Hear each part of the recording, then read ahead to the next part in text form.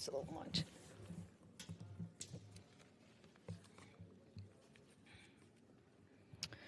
I rise today to honor Dr. Thomas A. Parham, president of California State University Dominguez Hills, as he retires after an extraordinary career in higher education. Affectionately known as Dr. P, he's been a visionary leader at Cal State Dominguez Hills since 2018, elevating academic excellence, expanding opportunity, and strengthening community partnerships across the South Bay and beyond. Dr. Parham has inspired generations of students through his commitment to equity, empowerment, and educational success. Under his leadership, California State University Dominguez Hills has become more than a university. It's been a launching pad for dreams, empowering students to succeed academically and personally. As he embarks on his well-deserved retirement, his legacy will continue to uplift the Toro community and the broader higher education landscape for years to come. On behalf of California's 44th District, I congratulate Dr. Parham and wish him continued success, happiness, and fulfillment in his next chapter.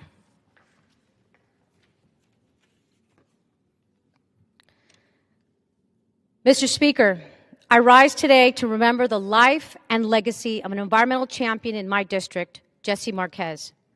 Jesse was a passionate leader who fought tirelessly for environmental justice. As a student at Banning High School in Wilmington, California, he was a record-setting track athlete. Tragically, disaster struck his neighborhood when explosions occurred at a refinery across the street from his family's home. Fortunately, Jesse survived the fatal incident, which injured over 150 neighbors. It led him to establish the Coalition for a Safe Environment in 2021, a community-based organization that successfully advocated for stronger rules to protect residents from pollution and chemical disasters. He also established the first community-led air monitor network in Wilmington, California, and he successfully prevented the expansion of highways and rail yards next to homes and schools. Gracias, Jesse, for your tireless advocacy for safer, healthier communities. Rest in power.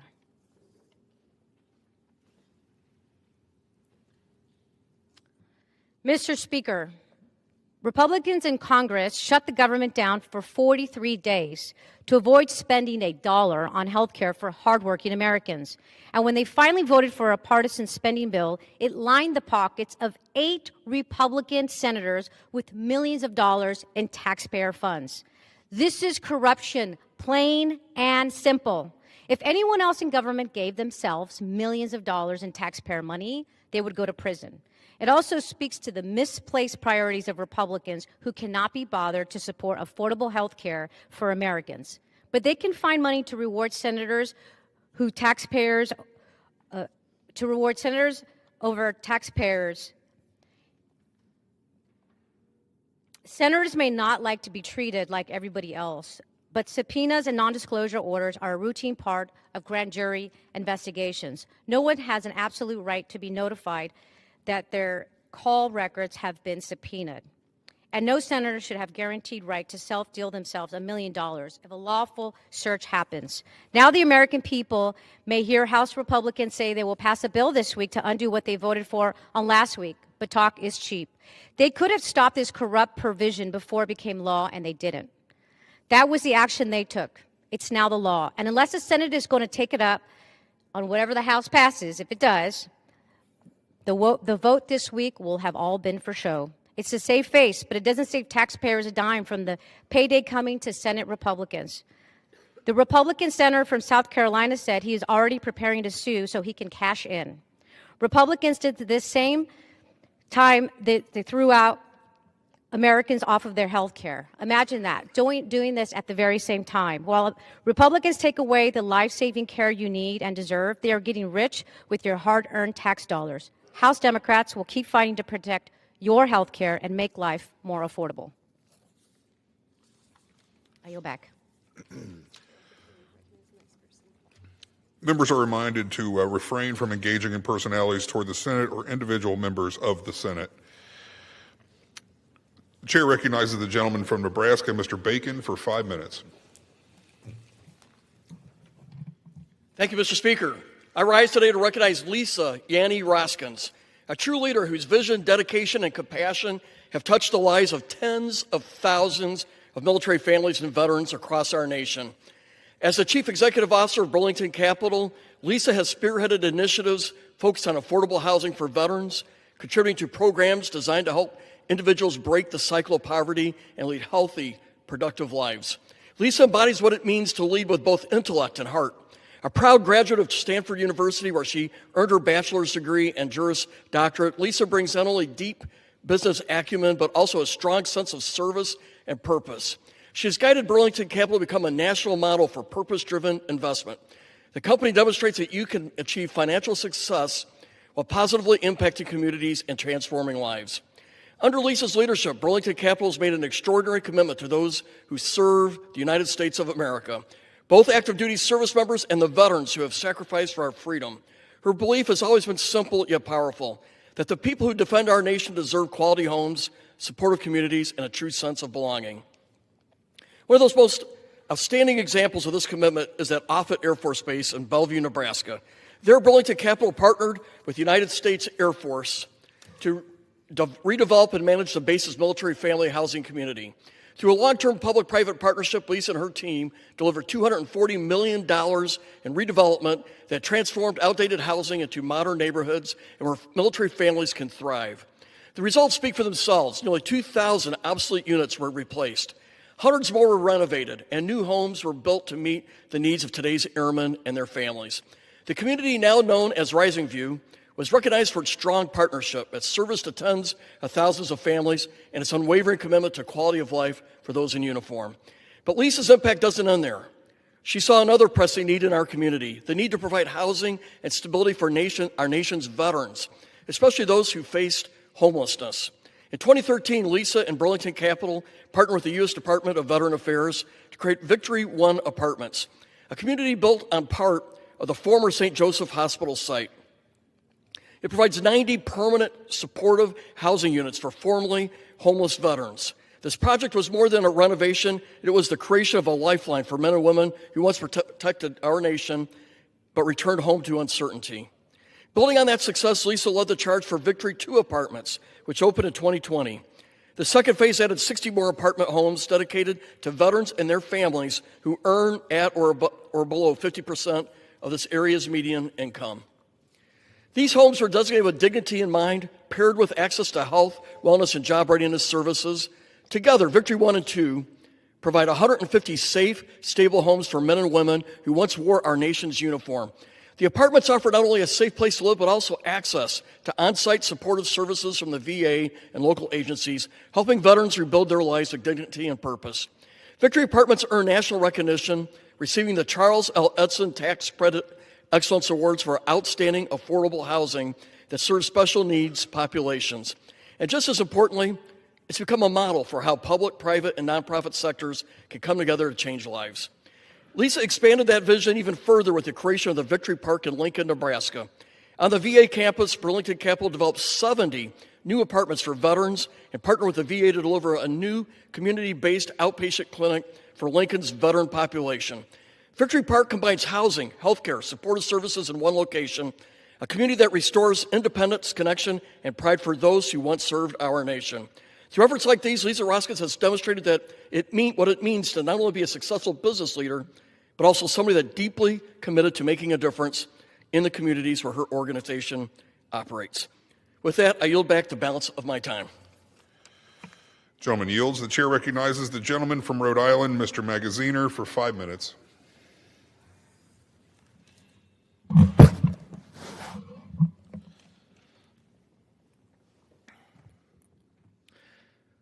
Mr. Speaker, after 9 months of delay, I rise today to recognize an important victory for the United States and for thousands of children around the world who have a new chance at life. Finally, after months of advocacy and struggle, funding has been restored for global emergency food aid for children. You see, malnutrition is the #1 cause of death for children under 5 globally. And when children are on the brink of starvation, their organs break down, and they cannot even digest food if it is given to them. But there is a proven treatment, ready-to-use therapeutic food, also known as Plumpy Nut.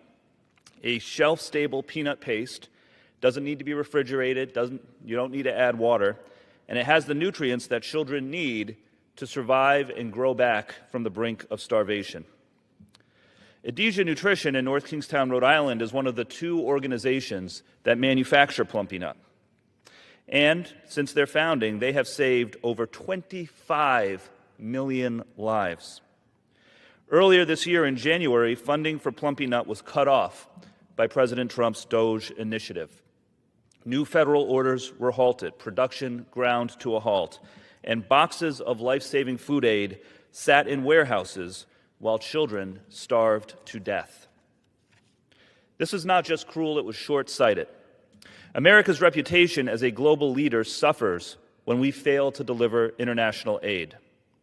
And our adversaries, China, Russia, terrorist organizations, fill the abyss when the United States pulls out.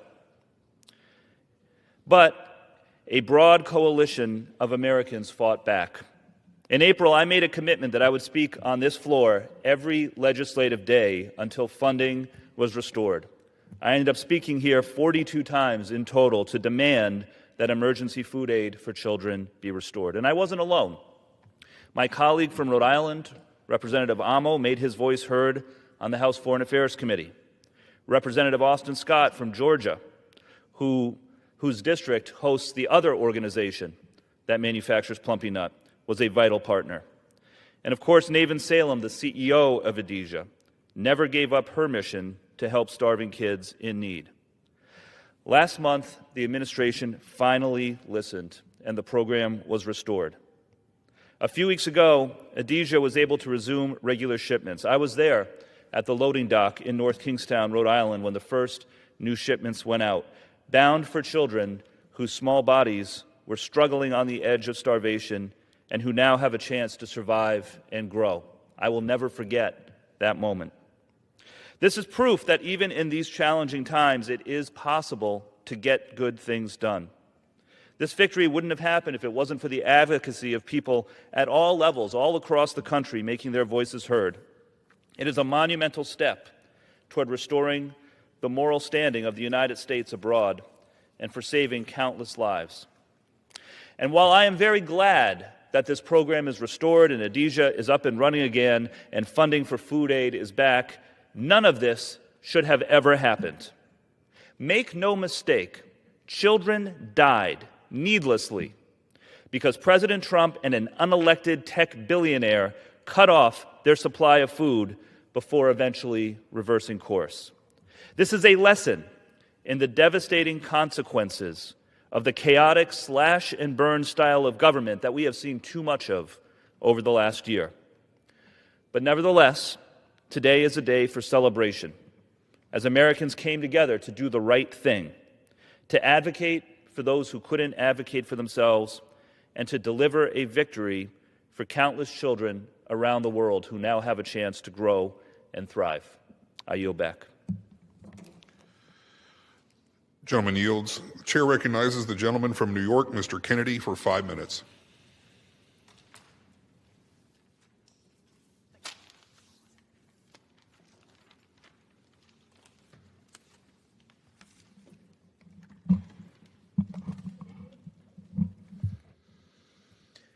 Mr. Speaker, I rise today with both gratitude and a heavy heart to honor the extraordinary life of a dear friend, a devoted public servant, and a guardian of our community, former Buffalo Police Commissioner Rocco J. Dina, who passed away on October 5th at the age of 75.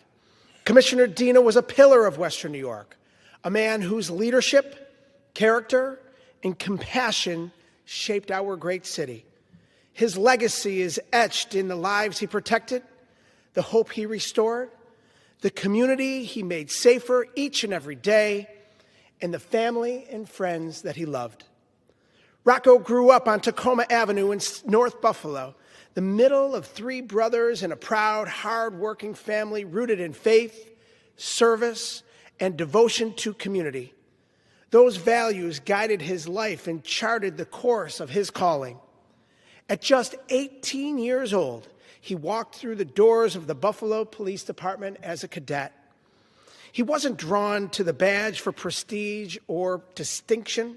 He answered the call out of duty, earning a reputation for trust and honesty.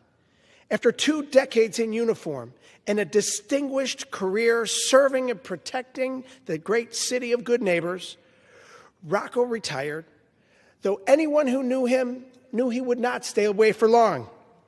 In 1994, his lifelong friend, Mayor Anthony Masiello, called him back to serve, this time as Deputy Police Commissioner. 4 years later, he became the City of Buffalo's Police Commissioner. In that role, Commissioner Dina didn't just lead the department, he transformed it. He brought innovation and modernization to the department and streamlined precinct operations. He opened doors once closed, appointing the city's first African-American woman to serve as deputy commissioner, an act of leadership that strengthened both the department and our city. Among his proudest achievements was reopening Buffalo Police Athletic League, a program built on the belief that trust is forged not through authority, but through relationships. Through sports, mentorship, and guidance, PAL created a bridge between law enforcement and young people yearning for opportunity and connection. Today, it serves more than 20,000 children each year, a living testament to the enduring impact of Rocco's vision. For Commissioner Dina, public safety was about restoring hope, investing in youth, and strengthening the bond between community and those sworn to serve it. But beyond every title and every professional achievement stood the role he cherished most, that of husband, father, and grandfather. He met the love of his life, Anna Marie, at a hot dog stand at Crystal Beach, and the rest was history. For more than 50 years, they built a family grounded in love, laughter, and loyalty. Together, they raised 2 exceptional children, Rebecca and Rocco Jr., and delighted in the joy of 5 grandchildren, the light of their lives and the pride of their hearts. Rocco was a steadfast leader who was tough when duty demanded it and compassionate when humanity required it. Even after stepping out of public office, his mission never changed. Rocco founded RJD Security, growing it from a small startup into one of Western New York's most trusted security firms. In doing so, he continued what had always driven him, protecting people, supporting local businesses, and safeguarding the places that make community possible. We honor Commissioner Rocco Dina for the department he strengthened, the neighborhoods and the city that he made safer, and for reminding us what true leadership looks like: service before self, strength without ego, and kindness without hesitation. Today, I ask my colleagues to join me in honoring his remarkable life.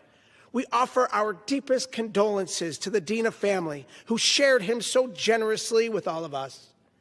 May we strive to emulate his leadership with integrity, his service with humility, and his love and unwavering devotion to our community.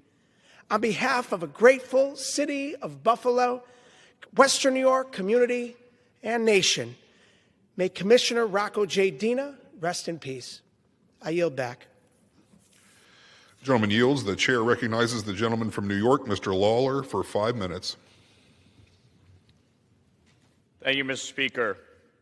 I rise today to honor the life and legacy of Sidney Davidoff, a towering figure in New York's political life and a true son of the great city of New York, who passed away Sunday at the age of 86. Born in Brooklyn, Sid served 7 years as administrative assistant to Mayor John Lindsay. He went on to become one of New York's most respected government affairs attorneys.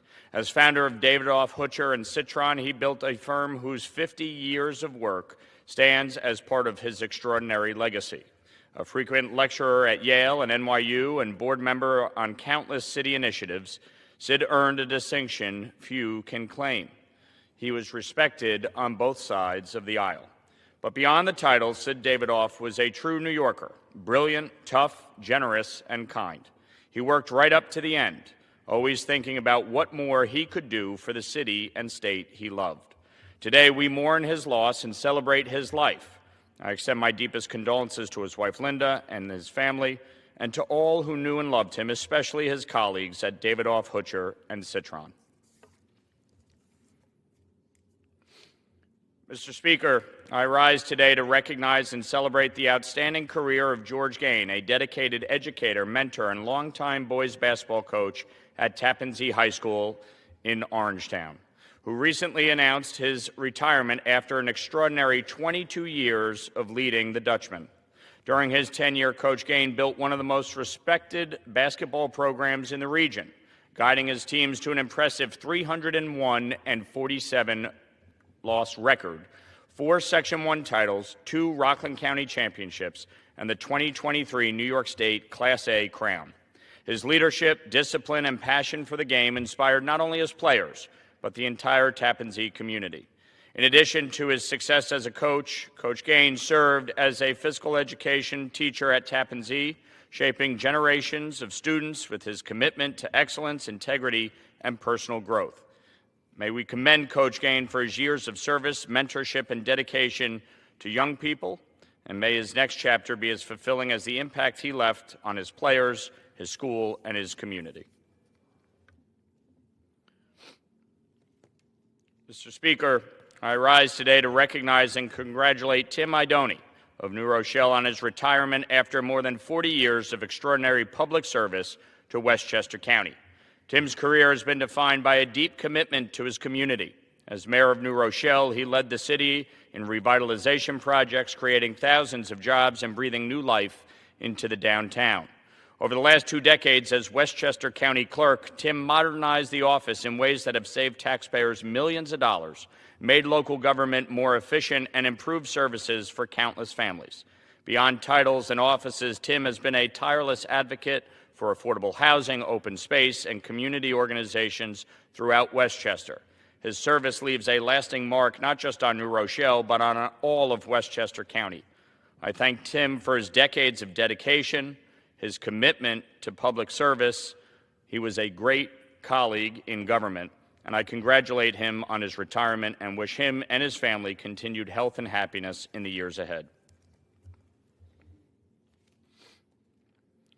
Mr. Speaker, I rise today to honor the life of Terry Martin Hecker, who passed away in her home on October 20th, just weeks before her 93rd birthday. A Brooklyn native, Terry grew up with the lively spirit of 2 large Irish families. Her father's work brought the family to the Bear Mountain Inn, where Terry's earliest encounters included visiting athletes and politicians like Jackie Robinson. A graduate of Pratt Institute, Terry married and eventually settled in Nyack, New York, where she raised 5 children. Terry authored 2 best-selling novels, which brought her national recognition and led her to a long career in local politics. Terry served on various boards, including the Nyack Chamber of Commerce, and as village trustee before making history as the first female mayor of the village of Nyack, one of her proudest achievements being advocating for the creation of the Nyack Community Center. May God bless the memory of Terry Hecker and continue to comfort her family and friends during this time of loss. Our community will miss you. Mr. Speaker, I rise today to recognize John Farley of Pearl River, who passed away this summer at the age of 84. John grew up in Rockland County. He served our nation proudly in the United States Navy and built a career as a member of Steamfitters Local 638 in New York City. But to those who knew him best, he was simply Pop. He had a quick wit, a love of sports, a gift for coaching. More than that, he had a way of seeing the best in people and encouraging them to see it in themselves. That's the mark he left on his family, his friends, and his community. John's legacy lives on in his children and grandchildren and in the many lives he touched in Pearl River and beyond. May his memory be a blessing, and may we honor him by carrying forward the kindness and generosity he showed every day. Mr. Speaker, I yield back. Gentleman yields. Chair recognizes the gentleman from New York, Mr. Latimer, for 5 minutes.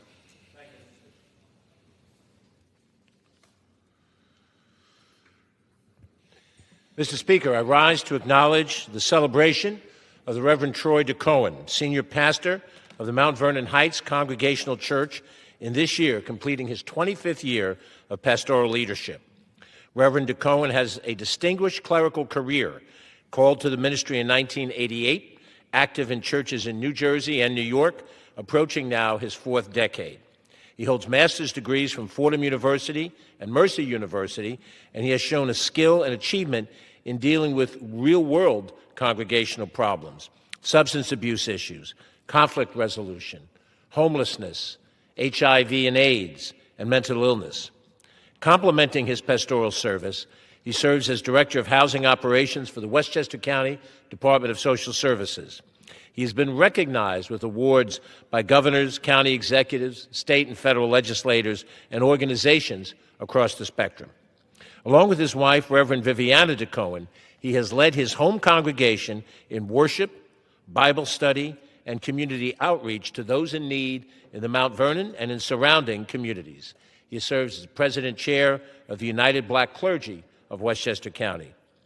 He is living every day Matthew 25 spiritual direction to show faith in the Lord by doing good for his people, including for the least of his brothers. Congratulations, Reverend DeCohen. Thank you, Mr. Speaker. I rise today with great concern over recent changes to the Department of Housing and Urban Development's Continuum of Care program. This program is one of the largest sources of resources, 900 units of housing in my district that is involved with funding to combat homelessness, especially for seniors, domestic violence victims, and people with disabilities. There's nearly 700 units of permanent housing involved in this program. In 2024, the Congress approved a 2-year funding cycle to promote greater program stability. However, last week, HUD announced a new funding competition with substantial changes that could delay funding awards for months. The announcement also slashes how much funding may be used for permanent housing. Such drastic changes could result in a significant reduction in services, forcing local partners to cease operations and re-expose hundreds of my constituents to homelessness. As this majority continues to pursue drastic cuts to affordable food and health care, it is critical that we protect access to housing. I urge the administration to immediately reconsider this decision and prevent a new wave of homelessness across the counties of Westchester, the Bronx, and elsewhere. Thank you, Mr. Speaker, and I yield back. The gentleman yields. The chair recognizes the gentleman from Washington, Mr. Baumgartner, for 5 minutes. Thank you, Mr. Speaker. We are nearing 1 week since the end of the needless 43-day-long Democrat government shutdown.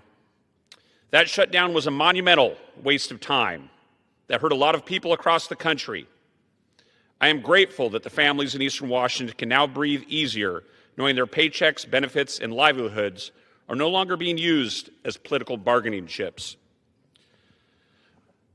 The House passed 3 appropriation bills providing full-year funding for agriculture, the FDA, military construction, and the legislative branch.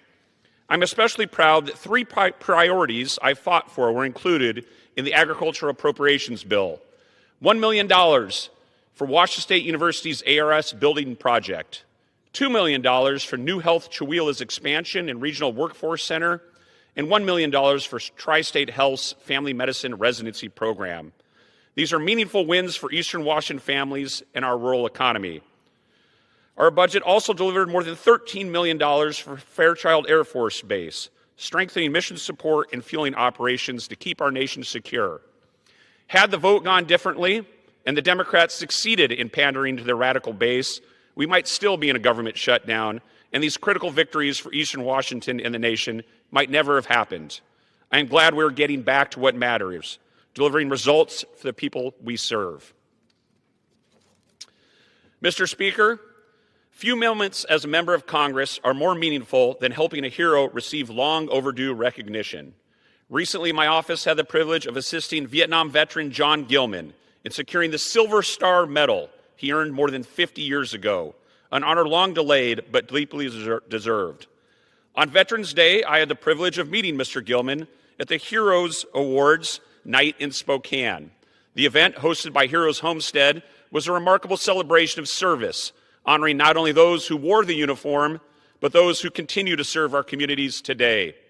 Surrounded by his family, friends, and fellow veterans, Mr. Gilman finally received the medal that reflected his courage and selflessness in Vietnam. Mr. Gilman of Airway Heights served valiantly in the American Division during the 1969 Tet Offensive. Amid intense combat near Phuoc Hoa, South Vietnam, his company was ordered to relieve a friendly unit under fire. Though wounded in action, Mr. Gilman refused to fall back.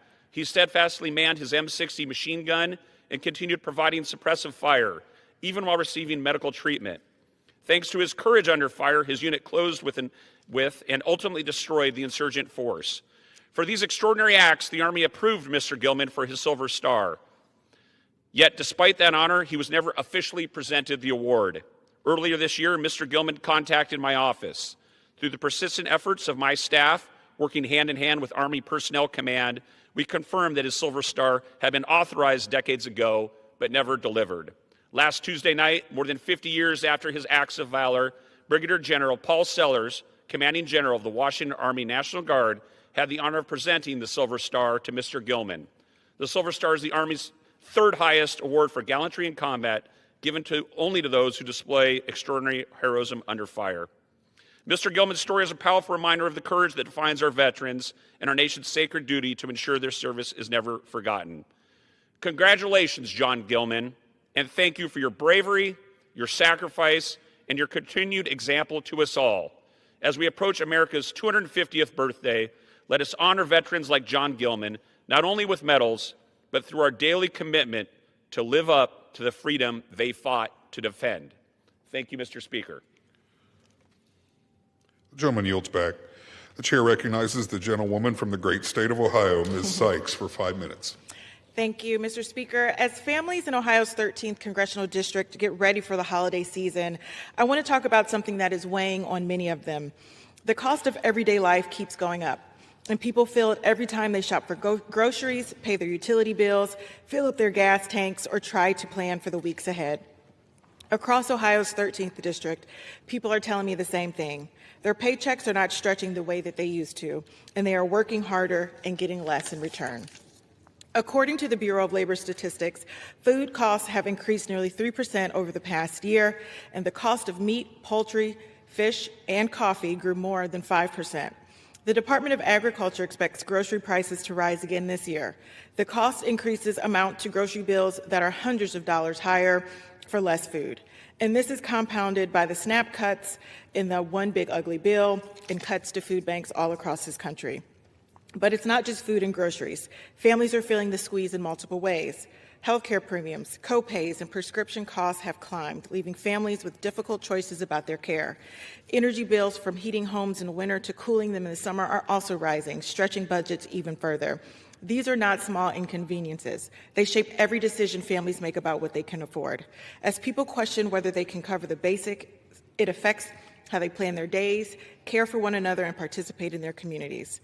Something as simple as sitting down together for a meal or planning a gathering can become harder to manage. These costs don't rise in a vacuum. The decisions made here in Washington shape the choices people face at home. When policies put pressure on working families instead of supporting them, the impact shows up in higher bills and tighter budgets. A strong economy is one that gives families the confidence to meet their needs and build toward the future. It starts with people who feel secure enough to gather, share a meal, and look ahead with some peace of mind. That's why I continue to fight for policies that put people first. I am working to lower health care costs. I am working to bring down everyday expenses, including energy, utilities, and food costs, and I'm committed to supporting the creation of good-paying jobs so families in Ohio's 13th District and all across the country can worry a little less and hope a lot more. As we enter this holiday season, we should remember what keeps our community strong: fairness, opportunity, and support for one another. So let us, as members of Congress, make choices that help families meet their needs and stay connected. Thank you, Mr. Speaker. Mr. Speaker, today I rise to recognize Eric Kuhl as the Champion of the Week for Ohio's 13th Congressional District. Eric, a freshman at Jackson High School, recently won the 2025 National Civics Beat. He competed against finalists from 38 other states in 5 rounds, including one in which he presented a societal problem and offered his suggestions for solving it.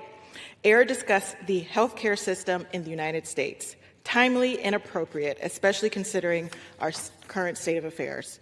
With this win comes a $100,000 college fund, which will go a long way to help him attend his dream school, Yale University, and Eric aspires to become a lawyer and ultimately landing an appointment as a justice of the Supreme Court of the United States. Mr. Speaker, this is not the first time I've come to the floor to recognize Eric's talents, nor is it the second. This is actually the third time Eric has been recognized before this body. In 2023, he was the Congressional App Challenge winner for Ohio's 13th District when he was in middle school. His app, Care Civics, was designed to encourage young people to become civically engaged. He was inspired by his time studying for the Ohio Civics Bee, which he went on to win in 2024. Now just a high school freshman, he has come out on top at the national level, and I could not be more proud. I also had the honor of first meeting Eric at Jackson Memorial Middle School when he served as the Speaker of the Little Congress. Eric is a shining example of why Ohio's 13th Congressional District is known as the birthplace of champions. I look forward to all that he accomplishes in the future, and thank you, Eric, for your dedication to civics in the United States of America. Thank you, Mr. Speaker. I yield back. Gentlewoman yields. The chair recognizes the gentleman from Virginia, Mr. Klein, for 5 minutes. Thank you, Mr. Speaker.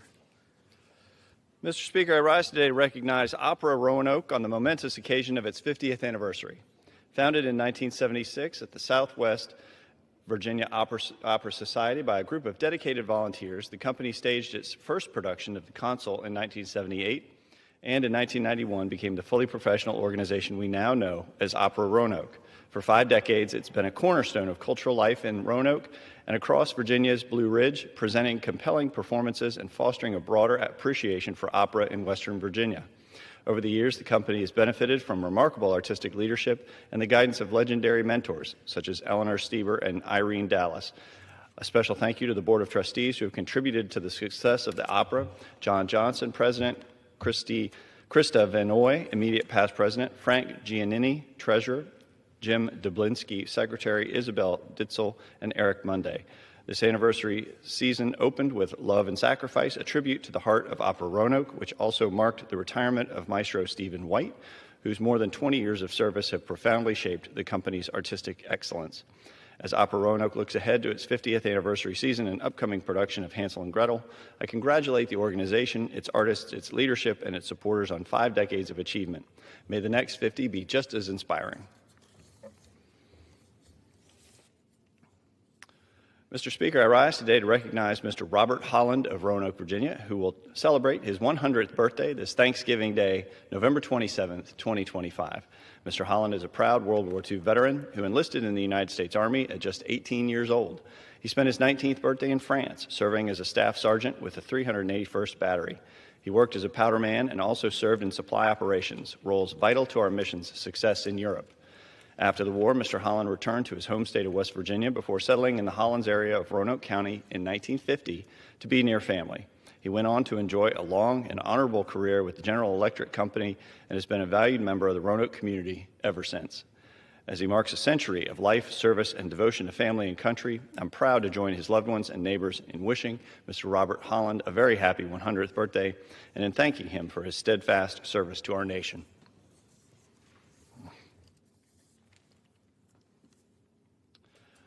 Mr. Speaker, for the first time in Warren County's history, a middle school FFA chapter has earned the highest honor possible from the National FFA Organization. Receiving the National Chapter Award with a gold 3-star rating places Warren County Middle School's FFA among the very best agricultural education programs in the nation. A testament to the hard work, leadership, and community spirit of our students, these young people are not only learning about agriculture, but also taking initiative to serve their neighbors, strengthen their school, and build a brighter future. Led by Advisor Lynn Phillips and officers Harley Brooks, Madison Ballard, Bella Kaplan, Allie Englert, Camberly Lockhart, Cadence Flint, Alexis Clark, Silas Dutton, and Lex Flores, alongside all other members, planned and carried out projects that range from food drives to environmental cleanups, demonstrating that middle school students, when given the tools and the trust, can rise to extraordinary heights. Mr. Speaker, fewer than 10% of FFA chapters nationwide receive this distinction. Warren County students have set a new standard of excellence, and they remind us that the seeds of leadership, once planted, can grow into something that lifts up an entire community. I'm proud to honor them today.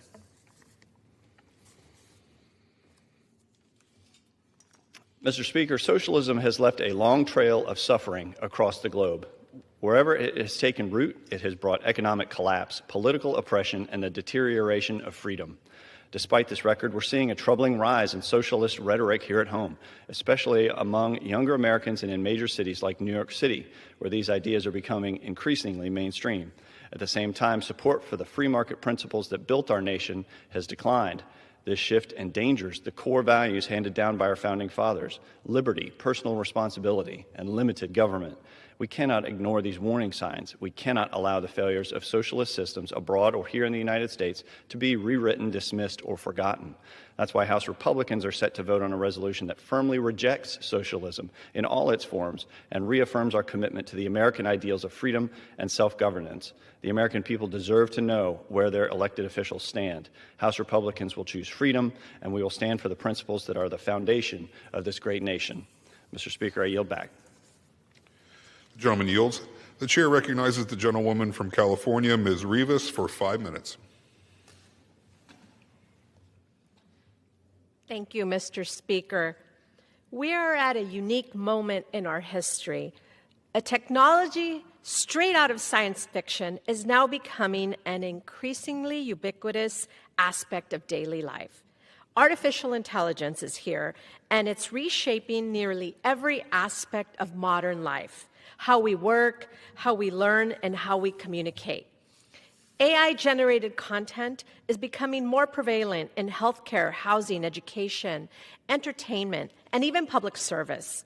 If we do not have a standardized plan to become proficient in AI literacy today, we will not be ready to handle the challenges that AI can pose in the future. This is why I'm introducing the AI for All Act. The AI for All Act develops a national strategy for the federal government to improve AI literacy and education. By understanding how AI has evolved and is expected to evolve, we can be better prepared to embrace the opportunities AI presents and address the challenges that can and will arise in the future. As lawmakers, we have a duty to ensure emerging technologies like AI are used responsibly, safely, and effectively, so it does not harm public safety or infringe on our rights. The AI for All Act allows us to fulfill those duties and ensure that the United States will continue to be a global leader in AI. With strong AI literacy and education guidelines, we can lead with clarity, govern with integrity, and ensure the innovative breakthroughs AI brings can continue serving the public good. Mr. Speaker, 3 months ago, I shared the story of Benjamin Guerrero Cruz, a senior at Reseda High School who was detained by ICE while walking his dog. Benjamin is an older brother, a loving son, and a valued member of the community. He is a child.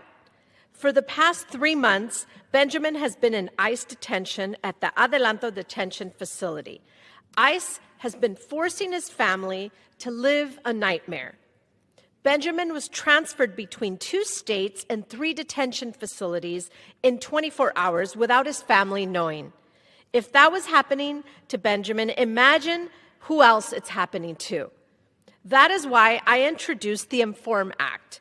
My bill holds ICE accountable for the nightmare they are forcing families like Benjamin's to live through. Many immigrant families in my district do not know the whereabouts of their loved ones after they are detained by ICE. I have been urging ICE leadership to answer for their chaotic, inconsistent, and cruel decision-making processes that have torn apart families across the country. My bill respects the dignity of immigrant families and promotes government transparency. I will continue showing up to detention facilities and working with my colleagues to hold ICE accountable, promote government transparency, and respect the dignity of immigrant families. Thank you, and I yield back. The gentlewoman yields. The chair recognizes the gentleman from Kansas, Mr. Mann, for 5 minutes. Mr. Speaker, I rise today to honor Sergeant Scott William Hyman, a loyal husband, a devoted father, a beloved son, and an invaluable member of the Hays, Kansas community. Scott paid the ultimate price, sacrificing his life for the community that he loved and served. On Sunday, September 28, 2025, Scott's watch ended far too soon when he was shot and killed while responding to a domestic violence call. On behalf of Kansas and the Big First District, I would like to say thank you, Scott, for your service. Scott served with the Hays Police Department for 9 years. Throughout his time, he served on the Special Situation Response Team, High-Tech Crime Unit, Internet Crimes Against Children Task Force, and the Honor Guard. Scott took pride in wearing the Hays Police Department uniform. He was never above serving the community he lived in, whether his task was reading books to students at the library or responding to the most dangerous threats that posed a risk to his neighbors. There was no task too big or too small in his eyes. Audra and I mourn with the Hays community, and I continue to pray for them as they come to terms with this tragedy. We especially pray for Scott's wife, Beth, his beautiful children, Victoria and Patrick, and all his loved ones whom he left behind. The Bible tells us in Psalms 34 that the Lord is close to the brokenhearted and saves those who are crushed in spirit. As the reality of Scott's untimely passing sets in, I ask that the Lord would be close to his family, wrap his arms around this grieving community, and provide comfort. Well done, Sergeant Hyman. May you rest in peace, and thank you for your service and for giving the ultimate sacrifice. Mr. Speaker, this Thursday, America will celebrate National Rural Health Day. As a representative of 60 primarily rural counties and the congressional district with the most critical access hospitals than any other district in the country, I understand full well the importance of adequate, quality health care for all communities. Earlier this year, I proudly supported the Working Families Tax Cut, which established the Rural Health Transformation Program. This legislation made the single largest investment into rural health care in nearly 2 decades and will be life-changing for the men and women who call rural communities like the ones I represent home. The $50 billion in Rural Health Transformation Program will better position rural health care facilities to embrace innovative technologies while improving the way health care is delivered, strengthening health outcomes, and ensuring the health of rural Americans reaches its full potential. The quality of care that Americans receive should not and cannot depend on their zip code. By investing in the Rural Health Transformation Program and putting safeguards around the Medicaid program to guarantee it serves the vulnerable patients it was intended to serve, this Republican majority has taken historic strides to strengthen rural health care. Rural communities are the backbone of America, and I'm proud that I have supported this legislation to ensure that they have access to the highest quality care. The National Rural Health Month, this National Rural Health Month, I recognize and thank the dedicated rural health care providers, hospitals, service providers, clinics, and community health centers that serve as pillars in providing health services and life-saving care to Kansans in rural America and work to ensure that they receive the care that they deserve. Keep up the hard work, and thank you again for all that you do for your neighbors in rural America. Happy National Rural Health Month. Thank you, Mr. Speaker, and I yield back. The gentleman yields. The chair recognizes the gentleman from New Mexico, Mr. Vasquez, for 5 minutes.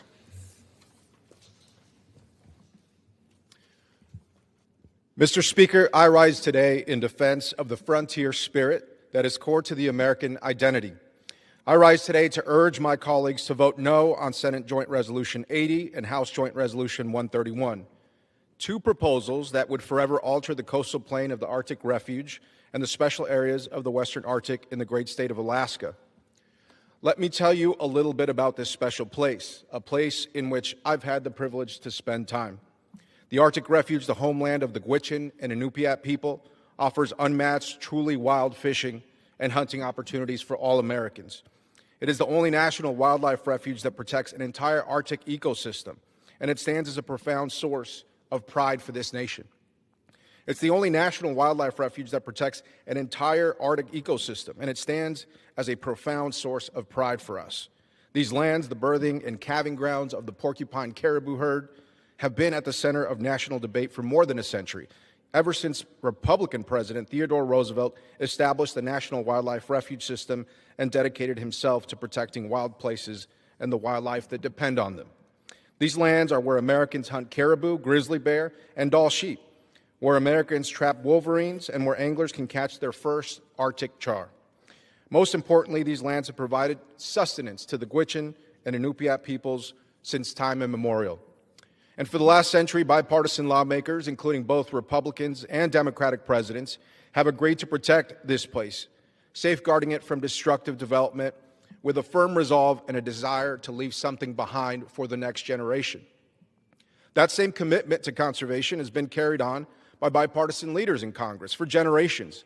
But today, this tradition of conservation is being threatened by a careless proposal to roll back established protections for our wildlife, our waters, and our public lands, threatening indigenous livelihoods and sovereignty, the recreational and scientific value of these lands, and an iconic symbol of American wilderness.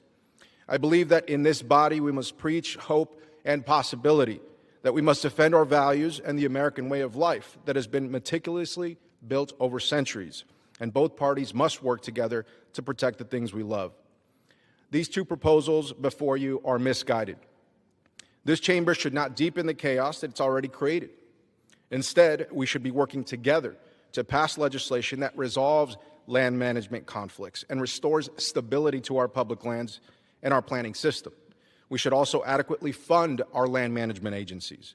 That is why, as a hunter, an angler, and someone who cares deeply about our nation's incomparable system of public lands and wildlife habitat, I can't support the reckless destruction of the Arctic tundra and the coastal plain.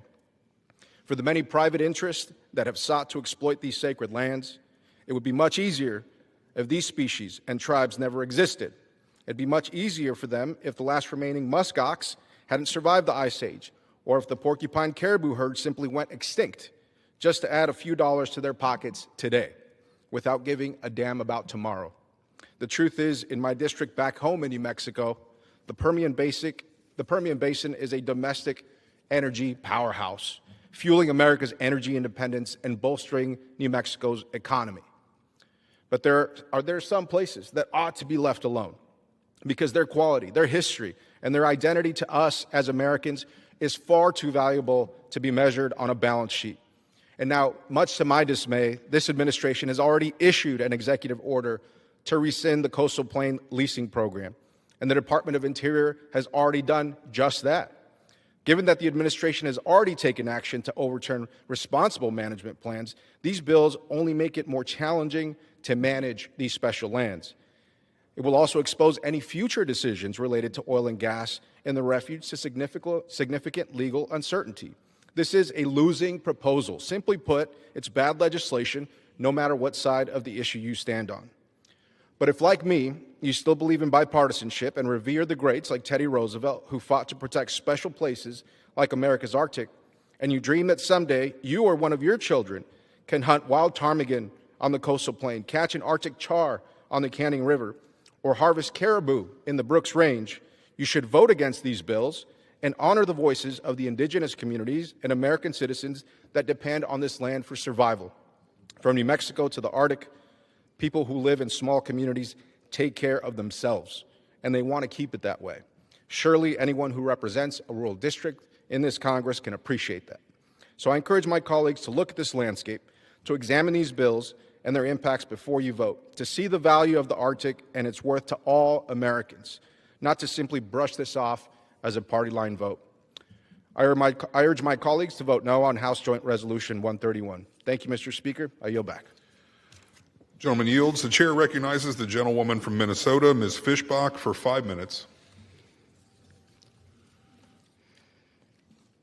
Thank you, Mr. Speaker. Today I rise to recognize and honor the life and legacy of Bradley Schenck, a devoted husband, father, Marine, Master Sergeant in the Air National Guard, and law enforcement officer. Brad served his country in the U.S. Marine Corps and the Air National Guard and dedicated 16 years to law enforcement, including a decade on the Red River Valley SWAT team. His colleagues knew him for his courage, integrity, and commitment to keeping his community safe. 9 years ago, Brad faced brain cancer with extraordinary resilience. He turned his struggle into inspiration, sharing his journey in his memoir, No Easy Way Out. Above all, Brad was a family man. He leaves behind his wife, Sarah, their 3 children, Colby, Bentley, and Mackenzie, his parents and siblings, and his entire military and law enforcement families. They carry on the legacy of strength and hope. Brad's life was defined by service, resilience, and joy. We honor his memory today and extend our deepest condolences to his family, friends, and community.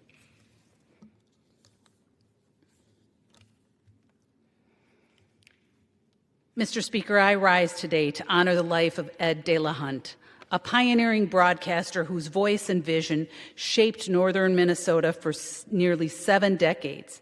Ed and his wife, Carol, founded KPRM Radio in Park Rapids in 1962. His familiar voice on the program Coffee Time and his Sunday night music shows became part of daily life for countless listeners.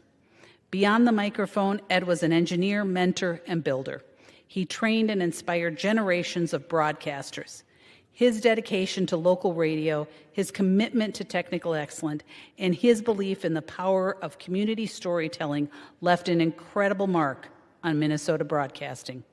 Ed leaves behind a legacy of service through the airways and through his family. Today, we honor his career and the joy he brought to listeners across Minnesota.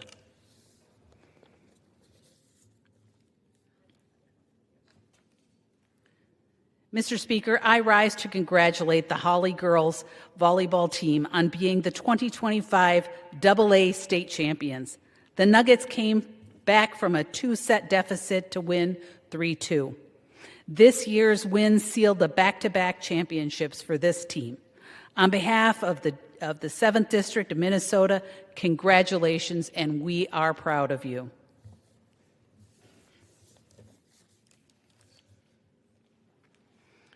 Mr. Speaker, I rise today to congratulate the Marshalls girls volleyball team on being the 2025 AAA state champs. This is Marshall's 10th championship, the most in state history, the first program in Minnesota to win double-digit championships. Congratulations to the players and the coaches on this huge accomplishment. Mr. Speaker, I yield. The gentlewoman yields. The chair recognizes the gentlewoman from New Mexico, Ms. Stansberry, for 5 minutes. Mr. Speaker, I rise today to stand with truth and justice, to stand with every survivor of sexual assault, and to demand the release of the Epstein files now. And to say to the one man on planet Earth who has the power to do so, Mr. President, it is time to release the files. Today we vote on a resolution to release these files, but we have already subpoenaed them, and the president has refused to comply, engaged in a months-long cover-up right before our very eyes, threatening and pressuring members of Congress and even calling his own allies traitors and this legislation a hostile act.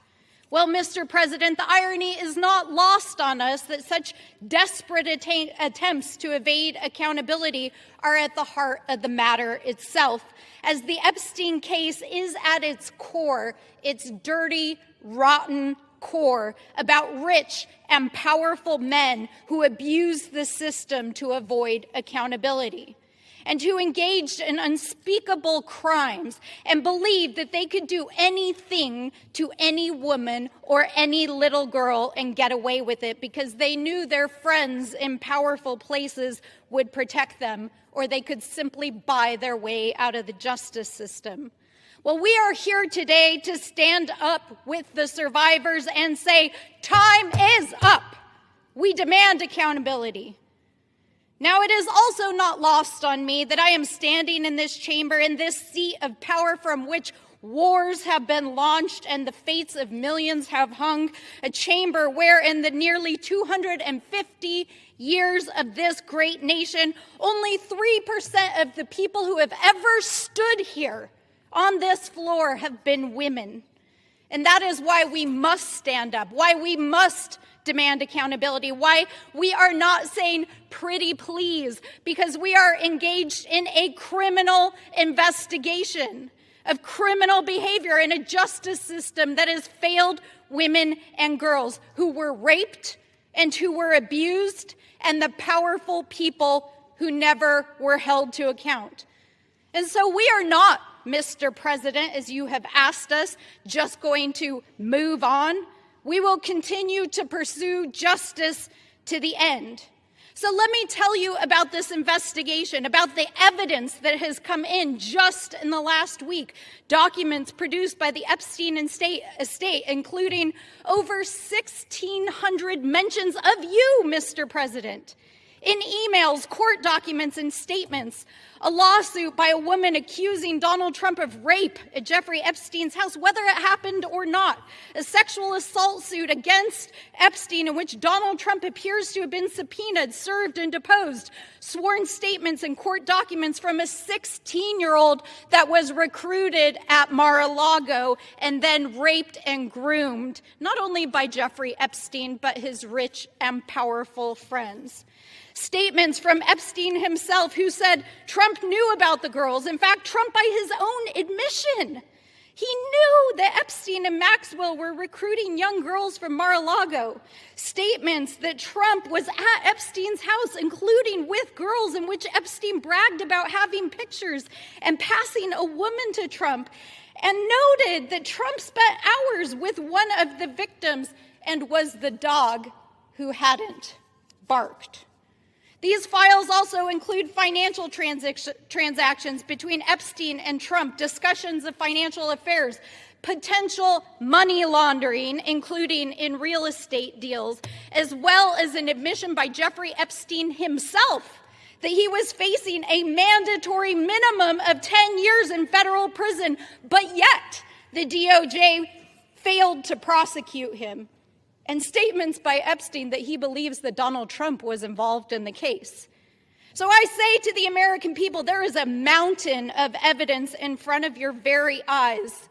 Believe your eyes. It is right there in front of us. And Mr. President, let me say this to you. You can run, but you cannot hide, because the survivors know what happened. And to every woman and little girl who has wept or felt shame or believed that you were alone or that the system had failed you, to every parent who has feared the absolute worst, and to every survivor who believed the system was rigged against them, know that you are not alone. We see you. We are fighting for you. Gentlelady's time has expired. And we will Members not, are reminded to direct their remarks to the chair and not a perceived viewing audience, and to refrain from engaging in personalities against the president. Pursuant to Clause 12A of Rule 1, the chair declares the House in recess until noon today.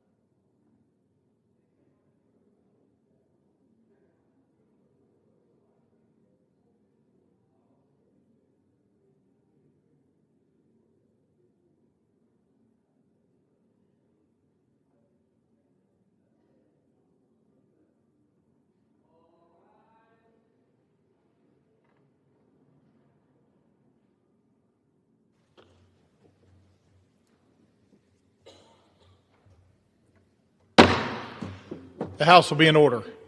The prayer will be offered by Chaplain Kibben. Would you pray with me? Almighty Lord, you who shakes the heavens and causes the earth to tremble, you who causes the sea to roar and the dry land to shudder, shake us from our falseness and rekindle our desire to love and to serve you in faithfulness and truth. You own all that we value. You own the silver and the gold, the cravings of our hearts and the successes we achieve, all those things that we're inclined to place before our allegiance to you and deem more important than our obligation to steward this abundant wealth for the benefit of your creation. Fill this place with your Spirit. With the might of your word, speak to us of your power and purpose, that there will be no doubt in our minds that you alone are our desire. Everything we want, that we need, and that we have been given by your hand, that we would turn our hearts and minds to you and dedicate our efforts to ensure that all the people we serve, your people, would have the assurance of your provision, even when the world around them trembles, and the upheaval of these times threatens their well-being. Lord of the whole earth, sea and sky, to you may we give our whole selves, that what we do on this day would reveal your power and provision for the children of your creation, the very people you have entrusted to our care. In your mighty name we pray. Amen. The chair has examined the journal of the last day's proceeding and announces to the House the approval thereof. Pursuant to Clause 1 of Rule 1, the journal stands approved. The Pledge of Allegiance will be led by the gentlewoman from Michigan, Ms. Tlaib. I pledge allegiance to the flag of the United States of America and to the republic for which it stands, one nation, under God, indivisible, with liberty and justice for all.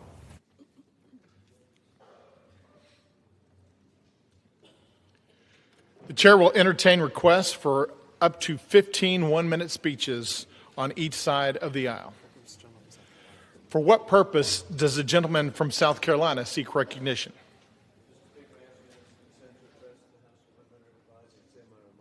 Without objection, the gentleman is recognized for 1 minute. Thank you, Mr. Speaker. The Schumer shutdown was proven irresponsible, achieving nothing, hurting American families. Last week, I joined with Republican colleagues in voting to open the government, as Republicans originally voted in September to keep it open. Now, with the 43-day Democrat shutdown, the longest in history is over, the government can get back to work on behalf of the American people. The Democrat shutdown caused the loss of paycheck, destroyed jobs, delayed services to our military, and included the inconvenience and delay cancellation of flights worldwide. I am grateful for the leadership of President Donald Trump and Speaker Mike Johnson for promoting families first over failed political stunts. In conclusion, God bless our troops as the global war on terrorism continues. Trump is reinstituting peace through strength, revealing war criminal Putin lies, insulting Trump. Yesterday, attacking a Turkish flag tanker, causing evacuation in Romania, both NATO allies that we so value. Our prayers for the recovery of South Carolina native Jesse time has Jackson. expired. I yield back. For what purpose does the gentlewoman from Michigan seek recognition? The gentlewoman is recognized for 1 minute. Republicans have to decide if they're going to protect pedophiles or seek justice for survivors of sex trafficking and abuse. I sat across from survivors. Some of them were as young as 13 and 14 at the time. And they told us over and over again, follow the money.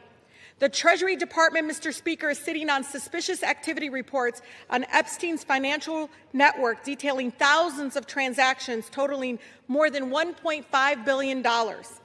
In fact, J.P. Morgan knew about these suspicious transactions for more than a decade. He had 134 accounts with J.P. Morgan, but they chose to look the other way and continue to profit. The corrupt administration would rather protect the rich and powerful, their billionaire donors, and stop the truth from coming out. Survivors of these horrific and systematic sexual abuse, they deserve justice, and public deserves to know the full truth. But don't be fooled. President Trump has the power to release the full unredacted files right now without congressional action and end the cover-up today. For what purpose does the gentleman from Colorado seek recognition?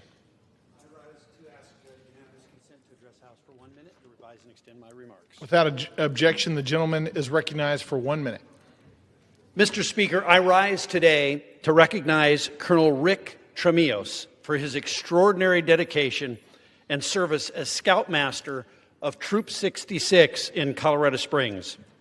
For years, Rick has served as a mentor and a role model to the Scouts of Troop 66. His commitment to the principles of Scouting has created a nurturing environment where Scouts are encouraged to grow into responsible, confident leaders. Rick's ability to connect with youth, guide them through challenges, and celebrate their achievements is a testament to his deep compassion and unwavering dedication.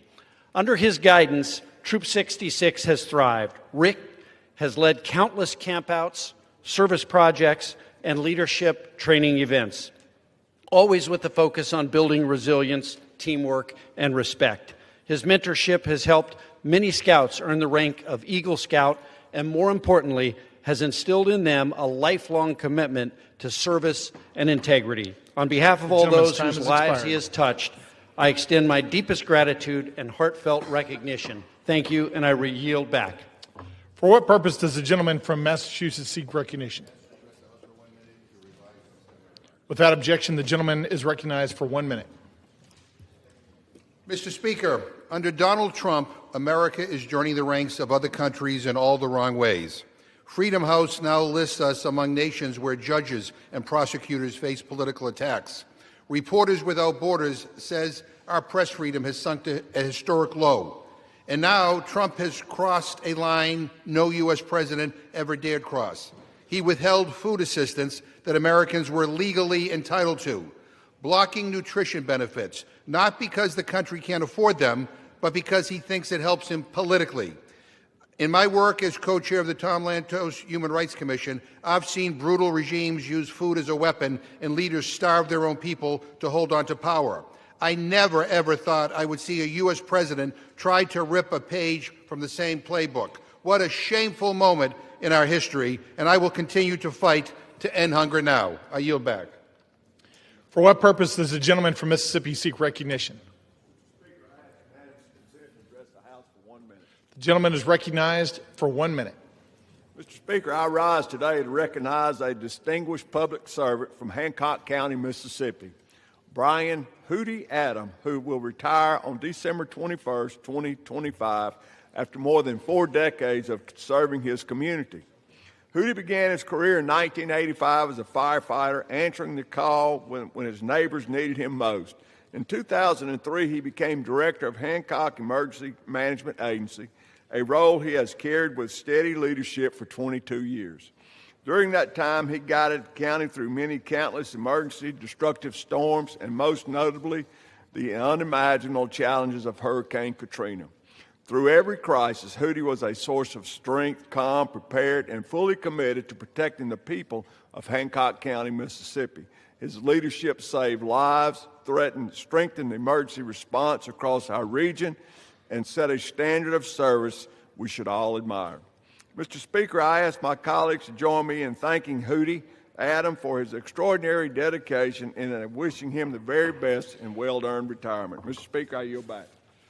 For what purpose does the gentlewoman from Michigan seek recognition? The gentlewoman is recognized for 1 minute.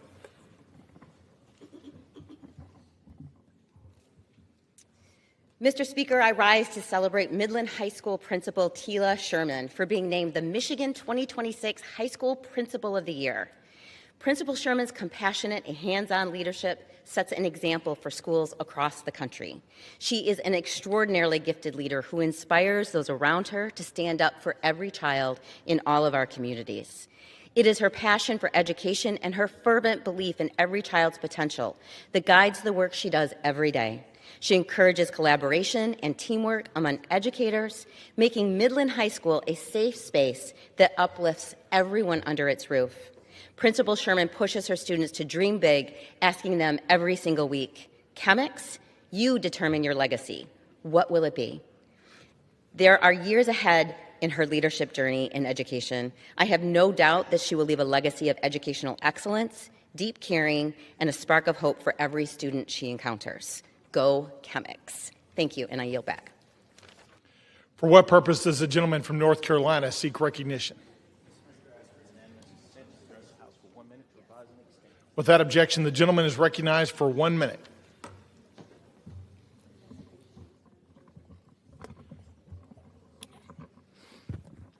Mr. Speaker, as we recently celebrated veterans across the country, H.R. 5939, the USMC Helicopter Support in Vietnam Congressional Gold Medal Act, would award a Congressional Gold Medal to the Vietnam-era Marine Corps and Navy veterans who performed vital helicopter support missions. These flight crews executed incredibly risky and dangerous operations. They successfully carried out life-saving medical evacuations, transporting approximately 189,000 service members. Recognizing those who put their lives in harm's way to help out our wounded is long overdue. With the enactment of this bill, Congress can and must take the crucial step towards finally giving these brave veterans the hero's welcome they so deserve. Thank you, and I yield back. The chair lays before the House a communication. The Honorable the Speaker, House of Representatives, sir. I want to sincerely thank the committee for its graciousness in allowing me to wave onto the Committee on Natural Resources earlier this year. It has been a privilege to serve and to help advance environmental justices policies for the people of New York's 7th District in Puerto Rico. Thank you for the privilege of holding 3 committees over the past few years. I will continue to remain on small business and financial services. Effective this week, I will remove myself from the Committee on Natural Resources to make room for another member who wishes to take the opening. It has been an honor to contribute to the committee's mission, and I look forward to continuing to advance our shared priorities in other capacities. Signed sincerely, Nydia Velazquez, Member of Congress. Without objection, the resignation is accepted. What purpose does the gentlewoman from North Carolina seek recognition?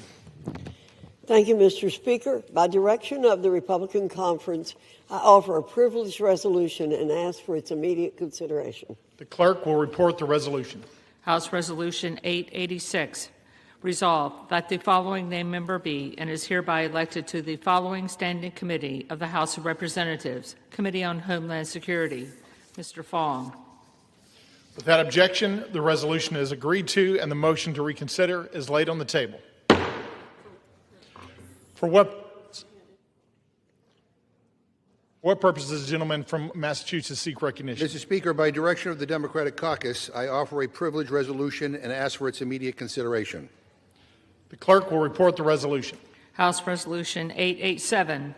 Resolved. Mr. Speaker, I ask unanimous consent that the resolution be considered as read. Without objection, the resolution is considered read. And without objection, the resolution is agreed to and the motion to reconsider is laid on the table. For what purpose does the gentlewoman from North Carolina seek recognition? Thank you, Mr. Speaker. Mr. Speaker, by direction of the Committee on Rules, I call up House Resolution 879 and ask for its immediate consideration. The clerk will report the resolution. House Calendar Number 47, House Resolution 879. Resolved that upon adoption of this resolution, it shall be in order to consider in the House any joint resolution specified in Section 2 of this resolution. All points of order against consideration of each such joint resolution are waived. Each such joint resolution shall be considered as read. All points of order against provisions in each such joint resolution are waived. The previous question shall be considered as ordered on each such joint resolution and on any amendment thereto to final passage without intervening motion except one, 1 hour of debate equally divided and controlled by the chair and ranking minority member of the Committee on Natural Resources or their respective designees, and 2, 1 motion to recommit or commit as the case may be. Section 2, the joint resolutions referred to in the first section of this resolution are as follows. A, the joint resolution, Senate Joint Resolution 80, providing for congressional disapproval under Chapter 8 of Title 5 United States Code of the rules submitted by the Bureau of Land Management relating to National Petroleum Reserve and Alaska Integrated Activity Plan Record of Decision. B, the joint resolution, House Joint Resolution 130, providing for congressional disapproval under Chapter 8 of Title 5 United States Code of the rules submitted by the Bureau of Land Management relating to Buffalo Field Office Record of Decision and approved Resource Management Plan Amendment. C, the joint resolution, House Joint Resolution 131, providing for congressional disapproval under Chapter 8 of Title 5 United States Code of the rules submitted by the Bureau of Land Management relating to Coastal Plain Oil and Gas Leasing Program, Record of Decision. Section 3, upon adoption of this resolution, it shall be in order to consider in the House a concurrent resolution, House Concurrent Resolution 58, denouncing the horrors of socialism. All points of order against consideration of the concurrent resolution are waived. The concurrent resolution shall be considered as read. All points of order against provisions in the concurrent resolution are waived. The previous question shall be considered as ordered on the concurrent resolution and preamble to adoption without intervening motion except 1 hour of debate, equally divided and controlled by the chair and ranking minority member of the Committee on Financial Services or their respective designees. Section 4, upon adoption of this resolution, it shall be in order to consider in the House the bill, H.R. 1949, to repeal restrictions on the export and import of natural gas. All points of order against consideration of the bill are waived. The bill shall be considered as read. All points of order against provisions in the bill are waived. The previous question shall be considered as ordered on the bill and on any amendment thereto to final passage without intervening motion except 1 hour of debate equally divided and controlled by the chair and ranking minority member of the Committee on Energy and Commerce or their respective designees, and 2, 1 motion to recommit. Section 5, upon adoption of this resolution, it shall be in order to consider in the House the bill H.R. 3109 to require the Secretary of Energy to direct the National Petroleum Council to issue a report with respect to petrochemical refineries in the United States and for other purposes. All points of order against consideration of the bill are waived. The bill shall be considered as read. All points of order against provisions in the bill are waived. The previous question shall be considered as ordered on the bill and on any amendment thereto to final passage without intervening motion except 1 hour of debate equally divided and controlled by the chair and ranking minority member of the Committee on Energy and Commerce or their respective designees, and 2, 1 motion to recommit. Section 6, upon adoption of this resolution, it shall be in order to consider in the House the bill H.R. 5107 to repeal the Comprehensive Policing and Justice Reform Amendment Act of 2022 enacted by the District of Columbia Council. All points of order against consideration of the bill are waived. The amendment in the nature of a substitute recommended by the Committee on Oversight and Government Reform, now printed in the bill, shall be considered as adopted. The bill, as amended, shall be considered as read. All points of order against provisions in the bill as amended are waived. The previous question shall be considered as ordered on the bill as amended and on any further amendment thereto to final passage without intervening motion, except 1 hour of debate, equally divided and controlled by the chair and ranking minority member of the Committee on Oversight and Government Reform or their respective designees, and 2, 1 motion to recommit. Section 7. Upon adoption of this resolution, it shall be in order to consider in the House the bill H.R. 5214 to require mandatory pretrial and post-conviction detention for crimes of violence and dangerous crimes and require mandatory cash bail for certain offenses that pose a threat to the public safety or order in the District of Columbia and for other purposes. All points of order against consideration of the bill are waived. The amendment in the nature of a substitute recommended by the Committee on Oversight and Government Reform now printed in the bill shall be considered as adopted. The bill as amended shall be considered as read. All points of order against provisions in the bill as amended are waived. The previous question shall be considered as ordered on the bill as amended and on any further amendment thereto to final passage without intervening motion except one. 1 hour of debate equally divided and controlled by the chair and ranking minority member of the Committee on Oversight and Government Reform or their respective designees, and 2, 1 motion to recommit. Section 8. Upon transmission to the Senate of a message that the House has passed H.R. 4405, House Resolution 581 shall be laid on the table.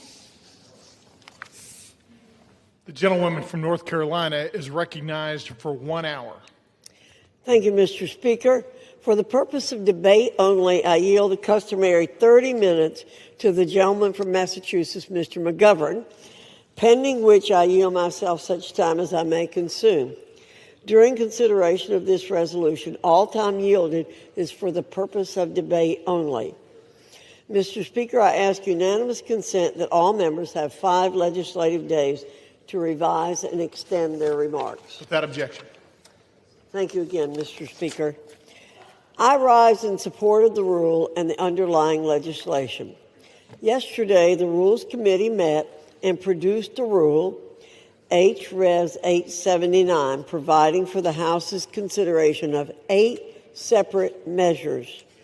The rule provides closed rules for consideration of S.J. Res. 80, H.J. Res. 130, H.J. Res. 131, with 1 hour of debate equally divided and controlled by the chair and ranking minority member of the Committee on Natural Resources or their respective designees for each joint resolution. The rule provides each such joint resolution 1 motion to recommit. Further, the rule provides closed rules for the consideration of H.R. 1949 and H.R. 3109, with 1 hour debate equally divided and controlled by the chair and ranking minority member of the Committee on Energy and Commerce or their respective designees for each bill. The rule provides each bill with a motion to recommit. Additionally, the rule provides for consideration of H. Con. Res. 58 under a closed rule with 1 hour of debate equally divided and controlled by the chair and ranking minority member of the Committee on Financial Services or their respective designees. The rule also provides for consideration of H.R. 5214 and H.R. 5107 under closed rules with 1 hour debate equally divided and controlled by the chair and ranking minority member of the Committee on Oversight and Government Reform or their respective designees on each bill. The rule provides 1 motion to recommit for each bill. Finally, the rule tables House Resolution 581 upon the transmission of a message to the Senate that the House has passed H.R. 4405. Mr. Speaker, after over 40 days of the Democrat government shutdown, the House has returned to regular order, and this majority is continuing to push forward with the America First agenda, the American people's agenda. All of these pieces of legislation we're considering today are in alignment with the American people's demand and President Trump's executive orders that we maintain a robust posture of American energy dominance. You know, Mr. Speaker, our Democrat colleagues have developed a strong proclivity to thumb their noses at the development of energy that comes from American soil. One must wonder why they choose to do that. They pay lip service to environmental protections and reducing greenhouse gas emissions, but it's just a fact that American oil and American natural gas are cleaner and more environmentally friendly than any of our global competitors. Why would they cede our dominance on the global stage in favor of hostile actors who lack even the most basic environmental protections? We are blessed as a nation to have vast repositories of natural resources that we can draw from and utilize accordingly. When we ignore the opportunities to harness these resources for our benefit, we deny ourselves the opportunity to grow more self-sufficient. H.R. 5214 and H.R. 5107, two measures reported from the Oversight Committee, focus on restoring law and order in our nation's capital city, a city that ought to be a model for the rest of the nation to follow.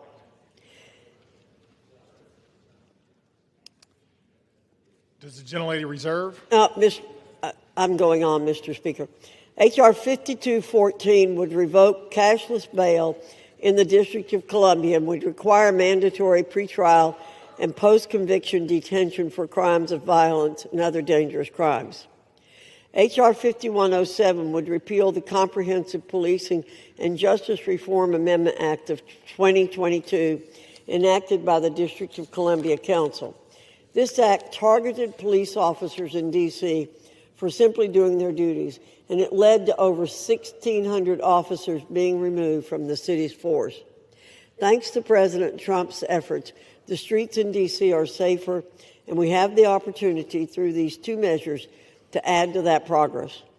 Finally, Mr. Speaker, we have H. Conrad's 58, a resolution denouncing the horrors of socialism.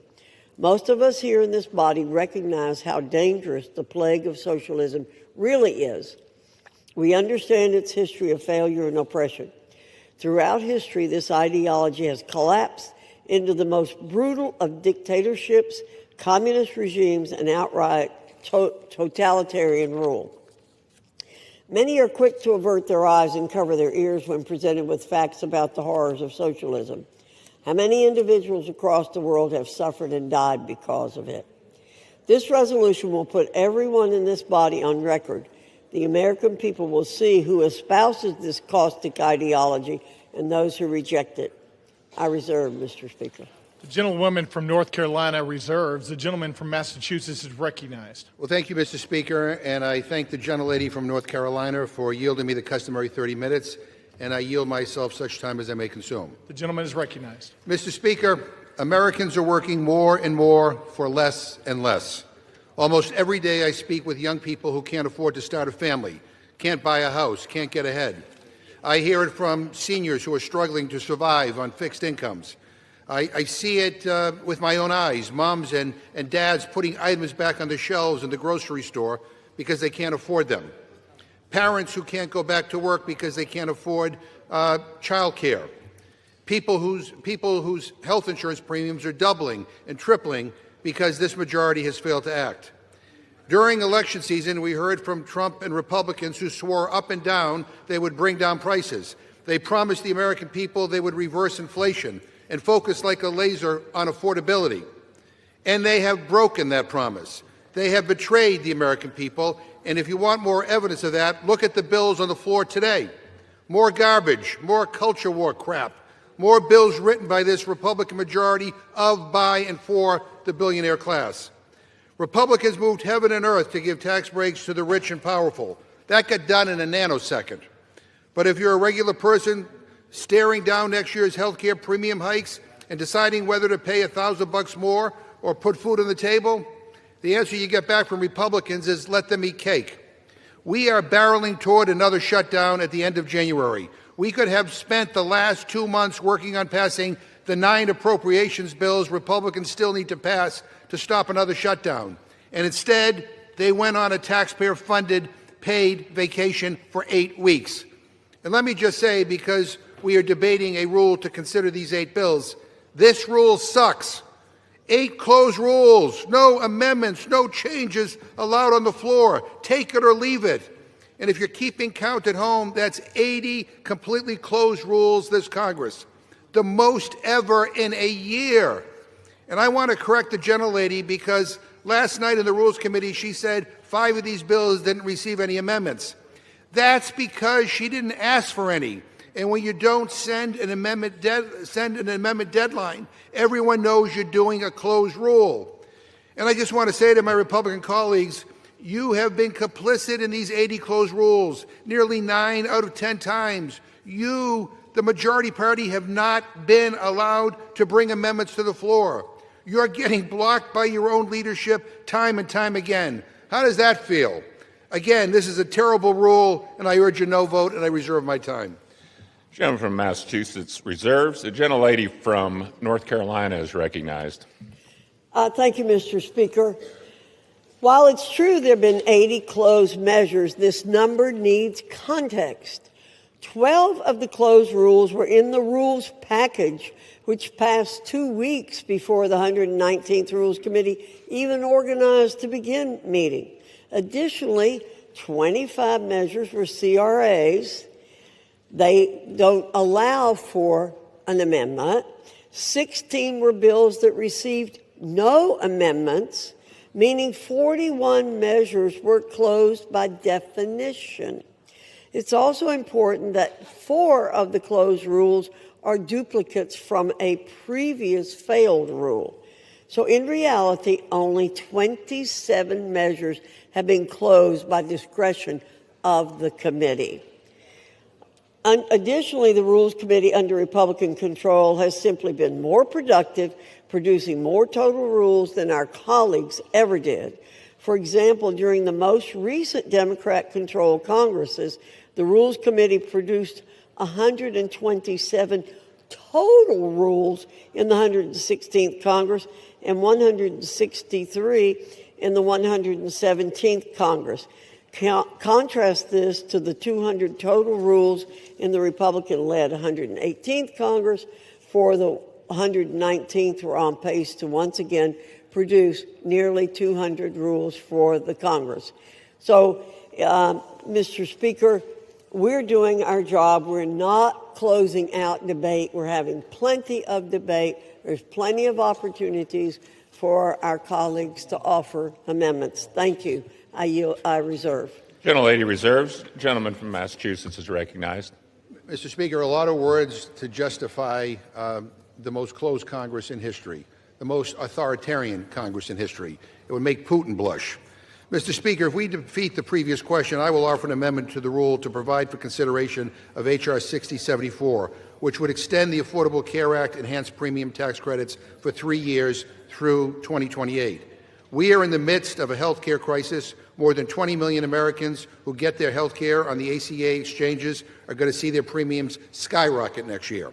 That includes 250,000 people in my home state of Massachusetts who are paying lower premiums and copays due to these tax credits, which Democrats created in 2021 and are set to expire at the end of the year. Let me read you some of the stories from folks in my district. Quote, I just received my letter and my monthly costs have gone from $1,287 to $3,026 for next year. As a working family with a daughter who has an autoimmune disease, we are struggling, and I'm working 50-plus hours a week just to pay the insurance, end quote. Another one, and I quote, with the Health Connector, I was paying $264 per month, acceptable seeing that I am healthy but not young.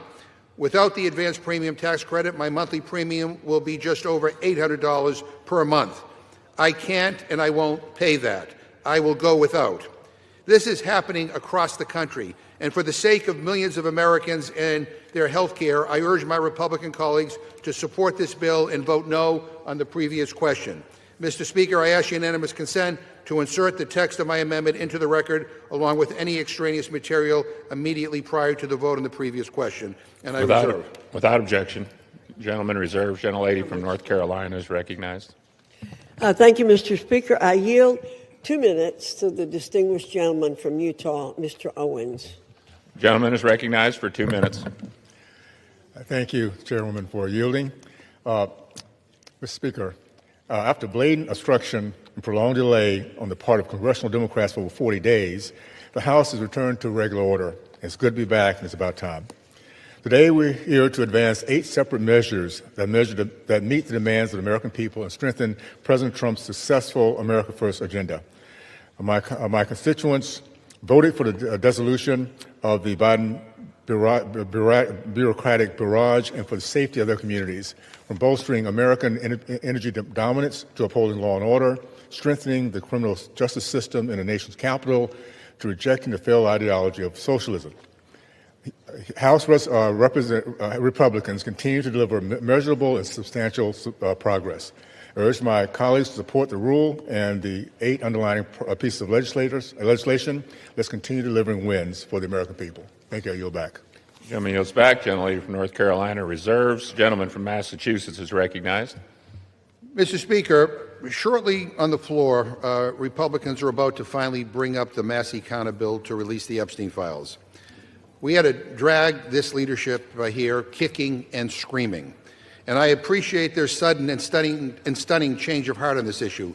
But I want to state for the record that the Republican leadership has tried to block this day for months and months and months. And I also want to state for the record that Donald Trump could release these files on his own, today, right now, right this very second. He doesn't need to wait for Congress to pass the bill. He could release the files himself, but he won't. That is why we are here, because he refuses to act. Meanwhile, the Republican majority has blocked transparency at every turn. They stonewalled in committee. The gentlelady from North Carolina and every Republican on the Rules Committee voted 9 times to block my amendment to release the Epstein files. 9 times. Republicans were so afraid of my amendment that Speaker Johnson shut down the Rules Committee and sent us home early in July. And then he refused to swear in a new member of Congress for weeks because she promised to be the 218th signature to force this bill forward. Only four Republicans signed the discharge petition. Every single Democrat signed on. In a few moments, I'm going to yield time to Representative Massey, who has been the Republican leader of this effort in the House, alongside Representative Khanna on the Democratic side. And here's why I'm doing that. This bill should be getting a full hour of debate on the floor. But Speaker Johnson, I guess at Donald Trump's direction, is throwing every procedural gimmick at the wall to see what sticks. And he's trying to limit debate on the floor because for some reason he is very, very afraid of talking about this. So that's why I'm donating a significant chunk of my time to members who have been silenced by the Speaker for the terrible crime of demanding truth and transparency. Now, if I had to guess, most Republicans will probably vote in favor of releasing the files. But they're not voting yes because their conscience changed. They're voting yes because Donald Trump tells most of them how to vote. And he realized he's lost on this one. He says the people who support this bill, quote, betrayed the entire Republican Party. Really? Really? How is accountability for a pedophile something Donald Trump campaigned on? How is that now a betrayal? This was his issue, his idea. He ran on releasing the files. And by the way, to those who say that Biden should have released these files, let me just address that right now. You're right. He should have. But he didn't make it his number one issue, and he's not the president right now. Donald Trump is. He could have released the files at any point over the last 11 months, but he has not. Republicans have had months to sign the discharge petition. They had months to bring this bill to the floor. But this leadership has chosen obstruction. They don't want to pass this bill. They don't even want to talk about it on the House floor. And so that's why debate matters. And with that, I reserve my time. Gentleman from Massachusetts reserves. The gentlelady from North Carolina is recognized. Thank you, Mr. Speaker. Let's be clear. Republicans don't oppose the full transparency of the Epstein files. We embrace the Oversight Committee's task of doing just that. We embrace Representative Massey's legislation here today by putting it up for a vote under suspension. I'll be voting for it.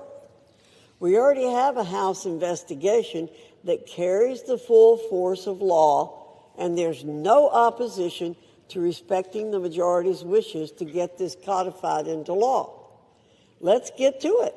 Let's get the vote and end these false debates, straw man arguments, and non sequiturs.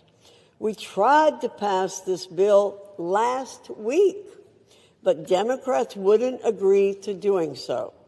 Let's vote now. Democrats should stop, listen, and take yes for an answer. I reserve. Gentlelady reserves. The gentleman from Massachusetts is recognized. Mr. Speaker, the gentlelady doesn't oppose this? Boy, you have a funny way of showing it. I gave the gentlelady 9 opportunities in the Rules Committee to bring this measure to the floor. 9 opportunities. And every time I brought up an amendment, she voted it down. 9 opportunities. So to say that somehow this is always what you wanted, I don't know. That doesn't pass the smell test. Mr. Speaker, I yield 3 minutes to the gentleman from California, Mr. Khanna. The gentleman is recognized for 3 minutes. Thank you, Mr. Speaker. Thank you, Mr. Chairman, for your leadership over the last 5 months to make sure that this bill came to the floor. Thank you also to Don Sisson for his leadership and understanding of all the rules to make this possible. Now, as we are here today, I saw on CNN that the president is meeting with the Saudi prince. You know what America First means to me? How about meeting with the survivors? How about making sure that America's girls are not being raped? That's what it means to be America First, not going and just meeting with Saudi princes. You know, I am so honored to be here and working together with Congressman Thomas Massie, who's shown so much courage and principle, and I'm so honored to be here next to Congresswoman Marjorie Taylor Greene and Congresswoman Nancy Mace. I was telling someone, they said, what did you learn through this process? I said, sometimes we have to see people not just through their caricature. And I had caricatures of Representative Greene and Representative Massey and Representative Mace. But what I saw is they cared as Americans and human beings, and they stood with courage. And they looked at this not from politics, they looked at this as what is right. And I'm proud today to be a member of Congress. I'm proud to work with them. And I'm proud of what we are showing this country is possible. That if we actually care about American values, maybe we can overcome some of the bitter divides in this country. If we don't care about just getting the credit and maybe work together, we could actually care about forgotten and abandoned Americans like the survivors that testified today. I was so moved by their testimony. How can you hear their testimony, as all of us have heard, see their tears, see them holding up photos at the age of 14, and think that they're not telling the truth?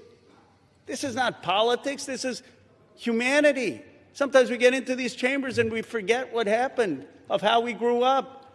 Most of us, we grew up, we went to barbecue, we went to Little League games, we went to church or temple. We didn't fly around in private jets and go to a rape island. We didn't buy off politicians and tell them to keep quiet. We didn't think that it was normal to abuse or rape young girls. And then they're saying, well, we don't know if they were 18 or 22. Come on. It's rotten. Then they say, well, just care about the price of eggs. Just care about the price of health care. You know what's more important than that? American values. These rich, greedy men abused American values. They abused what's sacred about this country. They abused what built this country. I yield the gentleman additional minute. And it is time that they're going to have a reckoning. The Epstein class is going to go. And the reason they're going to go is because the progressive left and the MAGA right and everyone in between is finally waking up against this rotten system. And when people are united, when people work across the aisle, amazing things can happen because the American people are kind and good and decent. So it's an honor, Congressman Massey, to have worked with you. And I salute particularly the courage of Marjorie Taylor Greene, Lauren Boebert, and Nancy Mace. None of this would have been possible without their courage in standing up on the petition and for what they did. I'll yield back. Gentleman yields back. Gentleman from Massachusetts reserves. Gentlelady from North Carolina is recognized. Mr. Speaker, at the top of this page that I have, I've written Democrat hypocrisy on Epstein. That's what we're hearing today. I'm proud to be a member of the Oversight and Government Reform Committee. I'm proud to have supported the full investigation into the Epstein files on that committee. Furthermore, I'm proud to have supported formalizing that investigation by taking the decisive step in directing that investigation by a special rule provided by the Rules Committee. This gave the oversight investigation the full weight of the House of Representatives behind the committee's existing subpoena power. Very important in this debate. Let's get things straight here. In just a matter of hours, we're going to get to vote on the Massey bill. But that won't preclude the existing House Oversight and Government Reform Committee's investigation in any way. And that's a great thing because that investigation is yielding results. We now know that one of Jeffrey Epstein's closest confidants was apparently Larry Summers, a cabinet member in the Clinton administration. We now know that a Democrat member in this body, Stacey Plaskett, was colluding with Jeffrey Epstein in real time during a hearing. And the subject matter? How to take down President Trump. Mr. Speaker, you can't make this stuff up. We now know that Epstein himself hated President Trump. It's in black and white. We now know that one of the chief Epstein victims stated that President Trump never acted inappropriately. And don't forget that oversight investigation specifically subpoenaed Bill and Hillary Clinton for their ties to Jeffrey Epstein. They haven't been quick to step into the breach and exonerate themselves, have they? But the truth will continue to come out as it has because of Republicans and a current Republican-led House Oversight and Government Reform Committee investigation, one that already carries the full force of law. Let's see where that leads. I reserve. Gentlelady reserves. The gentleman from Massachusetts is recognized.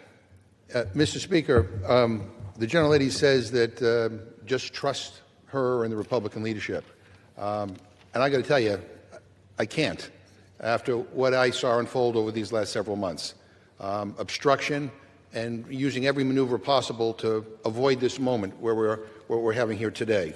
And I want to say that for the record, it doesn't matter whether there's Republicans or Democrats or independents that are implicated in these files. We believe in accountability for everybody who abuses young women. And we believe in justice. And that is kind of what's uniting many of us on this on this side of the aisle here today. And I just want to, I want to thank Representative Connor for his leadership. I want to thank Representative Massey, Representative Green, and Representative Mace for their courage and for their willingness to stand up for what is right.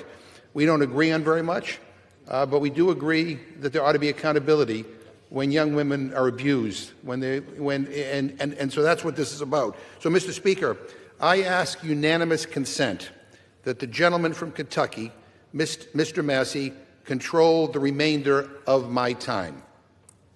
Without objection. The gentleman from Kentucky is recognized.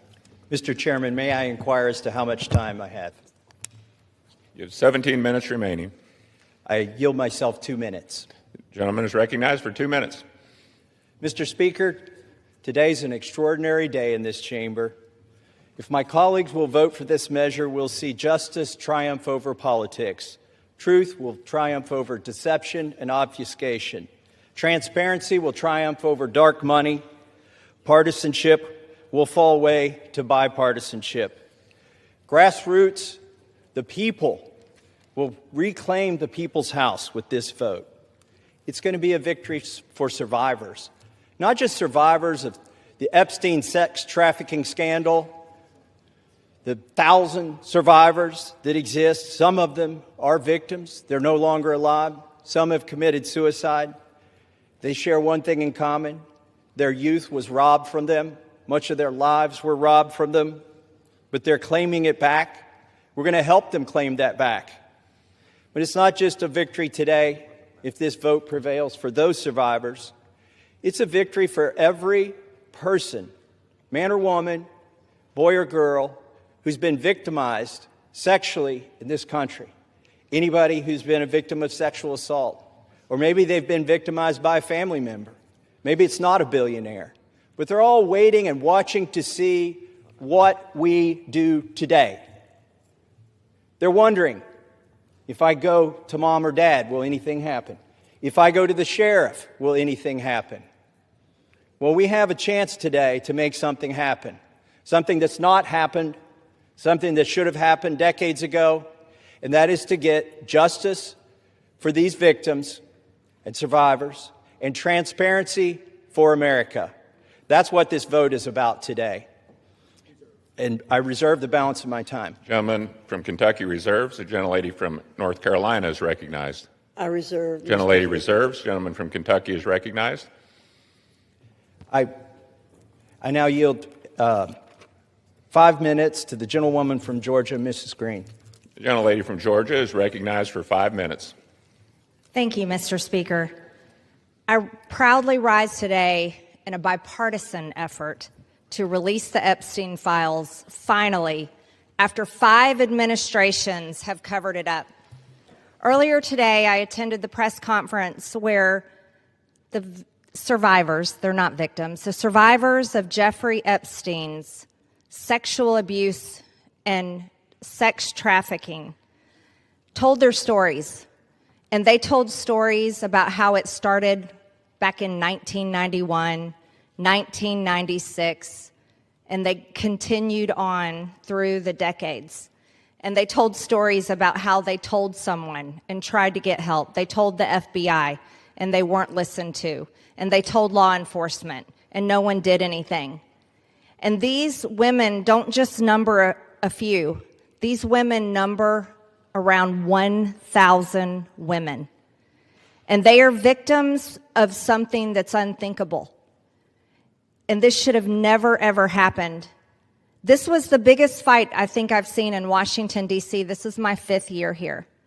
And this was a fight that we should have never had to wage. It should have been the easiest thing for every single member of Congress. It should have been the easiest thing for the Speaker of the House. It should have been the easiest thing for the President of the United States to release all the information, every single file, on behalf of these American women. These American women aren't rich, powerful elites. They do not have someone paying for their airline tickets or paying for their trips or paying for their expenses every time they try to do something to get this information out. These are your average Americans. And you want to know what the Epstein files represent? The cover-up represents to average Americans. It represents the failures of the federal government and Congress to the American people. And that is what people rose up about in 2024. They wanted and demanded transparency from their government and for Americans finally to be put first. And today, with this vote, we are finally putting these victims and these survivors of Jeffrey Epstein and the cabal of rich, powerful elites that expands not just here in the United States of America, but to other countries as well. We're putting them last. And that is exactly what Americans want.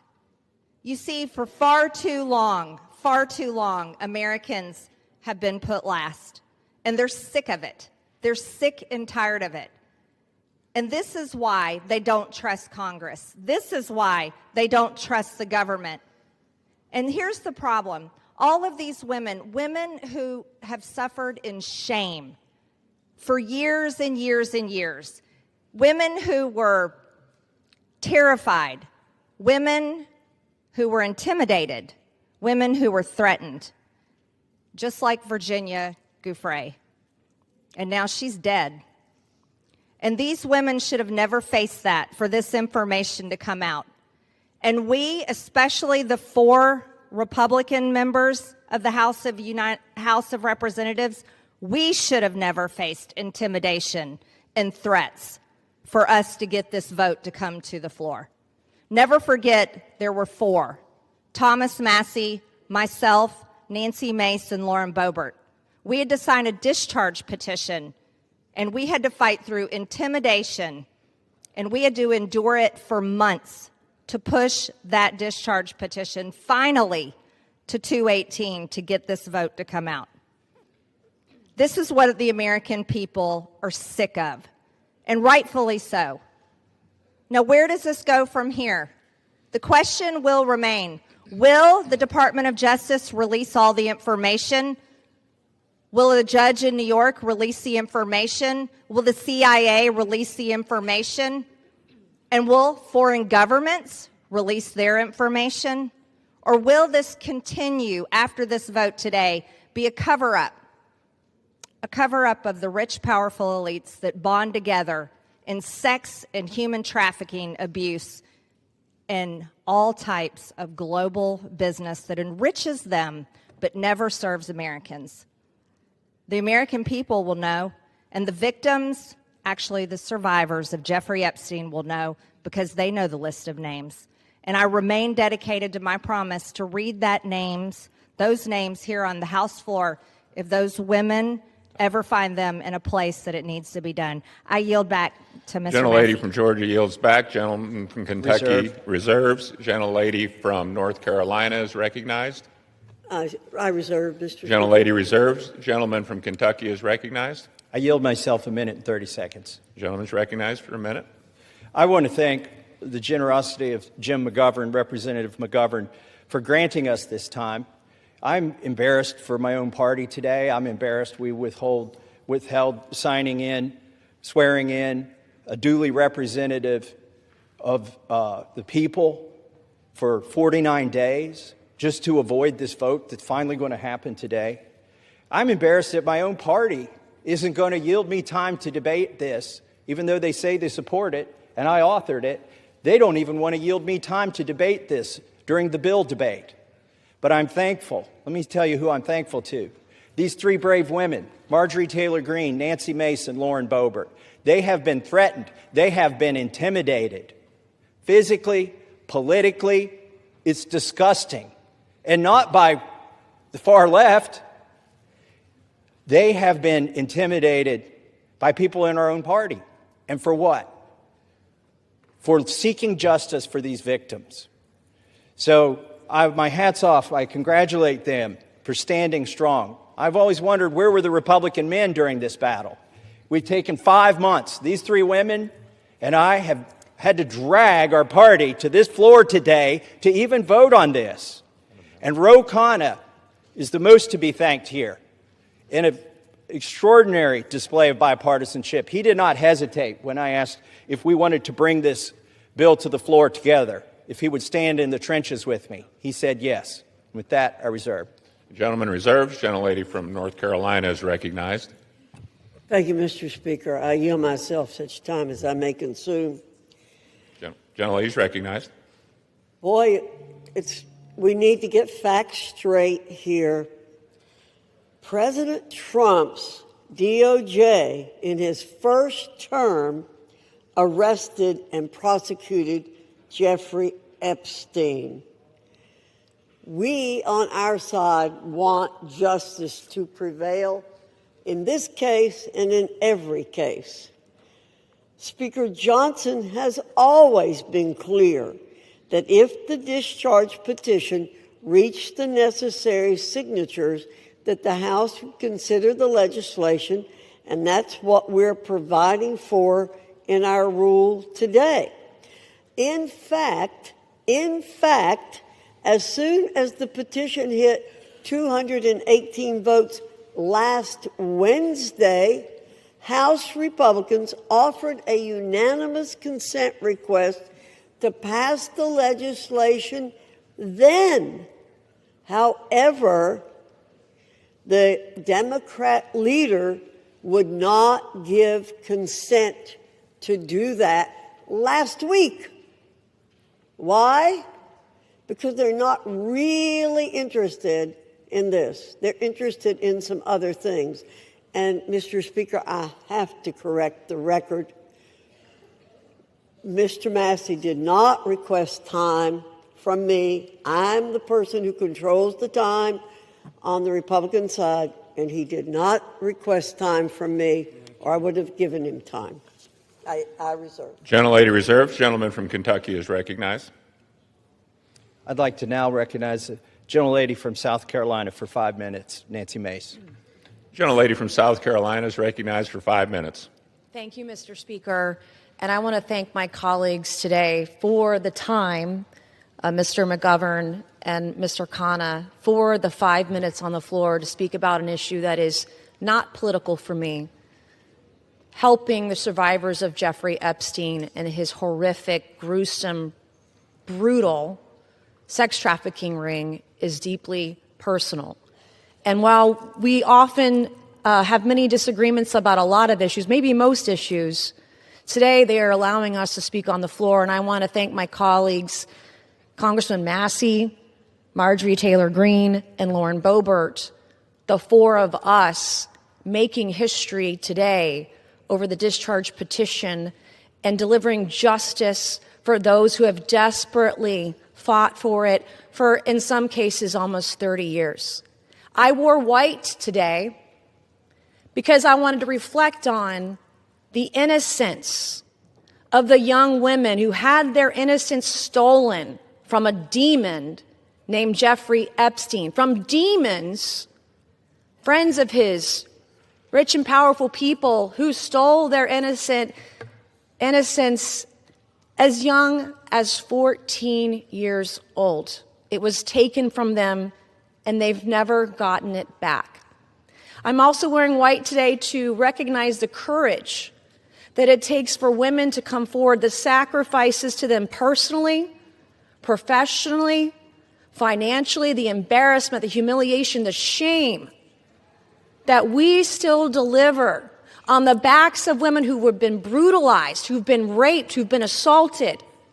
The shame that the media pours over their heads, that their colleagues, their friends, their neighbors, their loved ones, because you come forward and because you talk about sexual assault, you are not a slut.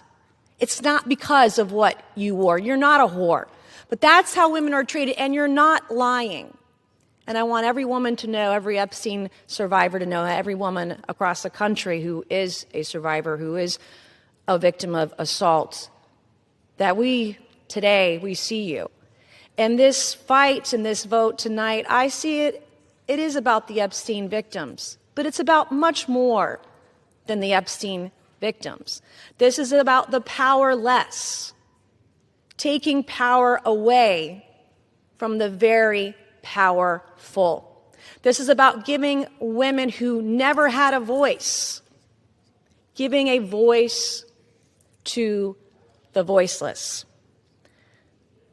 This is about their sacrifice. This is about having and recognizing their courage. This is about justice for the Epstein victims, but it's also about hope. Earlier this year, I gave a speech right here on the floor of the U.S. House of Representatives, detailing trauma that I experienced, endured, and am a survivor of, that I accidentally uncovered 2 years ago, almost to the day. And today, I still don't have justice, like millions of women across the country. When I spoke out, I got attacked. When I spoke out, I was shamed. When I spoke out, I was defamed and smeared. And that goes on today, right now, in the present. God sure has a funny way of working through us. I, like many of the Epstein survivors and many other survivors across the country, I don't think I will ever heal from the destruction my abuser did to me. But I can heal by being a vessel and being a voice for all those who need it, and that's why we are here today. That is why I will never abandon a single survivor ever, and I will never waver. I spent my morning talking to law enforcement and others about another potential Jane Doe number 5, who may be another sexual assault victim in the case that I uncovered 2 years ago. It's very difficult for us to come forward, but I want to thank the women who have, the Epstein victims, the victims in the case that I uncovered. I want to thank all of you for being a voice, for giving me hope. Maybe one day I too can get justice. Thank you, and I yield.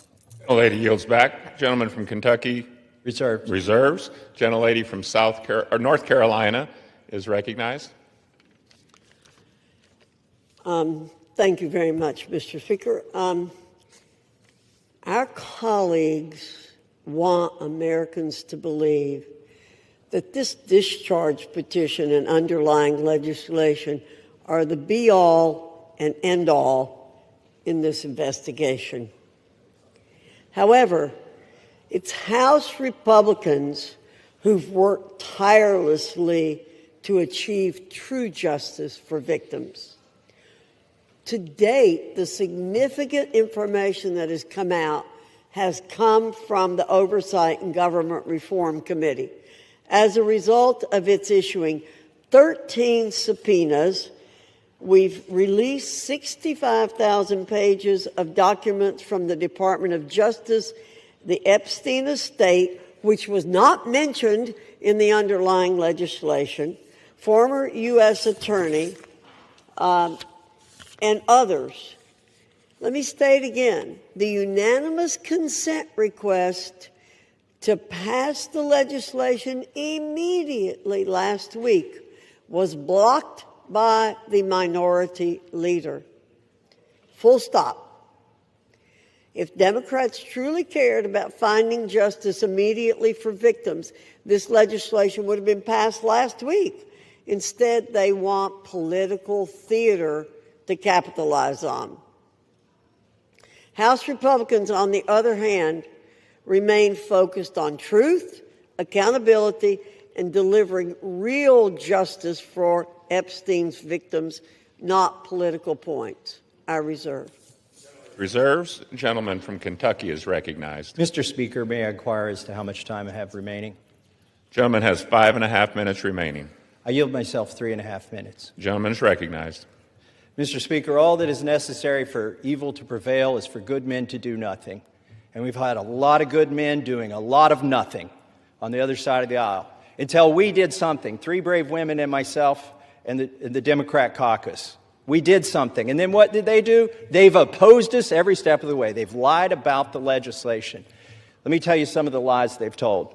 They've said that it doesn't protect victims. Well, if that is so, why were dozens of victims with us today at a press conference urging this body to pass this legislation? It's because this legislation specifically protects victims. They've said this legislation does not prevent the release of child pornography. Of course it does. We have a specific provision in our legislation to prevent that. They've said so many falsehoods about this legislation, but now they're going to vote for it, hopefully enthusiastically. But really, they've been drugged to this. Our judicial system is broken. If it were working, there wouldn't be 1,000 victims who haven't seen justice yet. They are victims of the Epstein class. I begrudge nobody success that they become a billionaire. But if you think being a billionaire or buying politicians keeps you out of the judicial system, lets you rape young women, lets you traffic women, you've got another thing coming when this bill passes. Do not let the Senate muck this up. There have already been efforts to derail this, our discharge petition. The Oversight Committee has released thousands, tens of thousands of documents. That's fine. Keep working. How many names have you released? 0. You are still protecting, or the DOJ is protecting, pedophiles and sex traffickers. The time for that to stop is now. Now, our Speaker says, oh, this bill needs amended in the Senate, and specifically, he's trying to create a loophole. He's trying to categorize the pedophiles as victims. He's saying, oh, we don't embarrass the people that went to the rape island. We should protect those names against unreliable accusations. Is he calling all of these victims unreliable? They've testified to the FBI. The FBI has these names in their possession. I asked the FBI director in a hearing, have you looked at the documents? No, he trusts everybody that's been there for decades. That is wrong. Do not let the Senate muck this bill up and If you're a party to that in the Senate, you are part of this cover-up that we are trying to expose.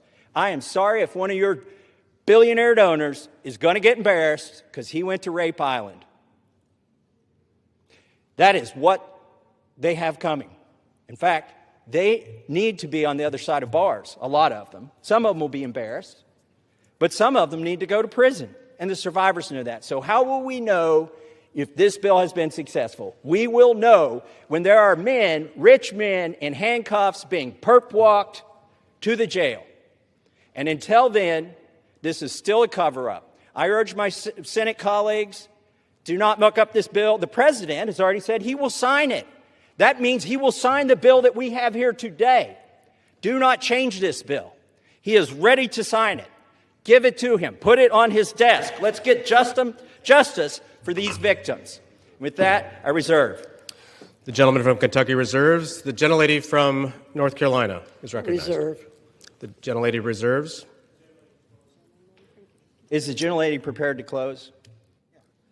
Yes, I am, Mr. Speaker. The gentleman from Kentucky is recognized. I yield the remainder of my time to Ranking Member Mr. McGovern. The gentleman from Massachusetts is recognized. Thank you. And first, let me say how much I admire the courage of my Republican colleagues who are beside me here today. Mr. Speaker, at the end of the day, this is not about us, and it's not about politics.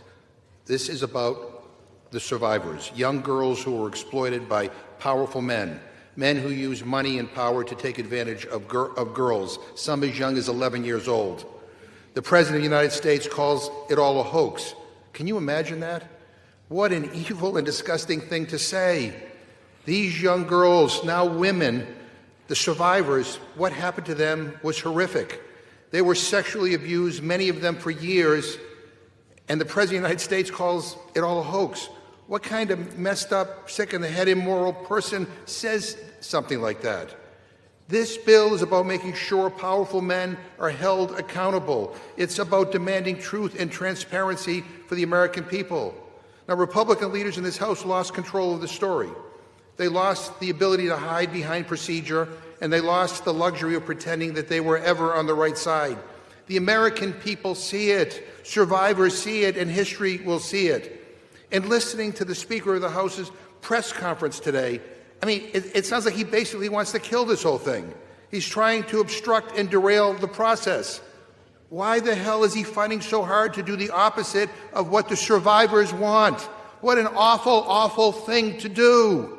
So let us release the files. Let's give survivors the transparency they've long been denied. Let us take back power from the rich billionaire elites who think they can do whatever they want with no justice or accountability.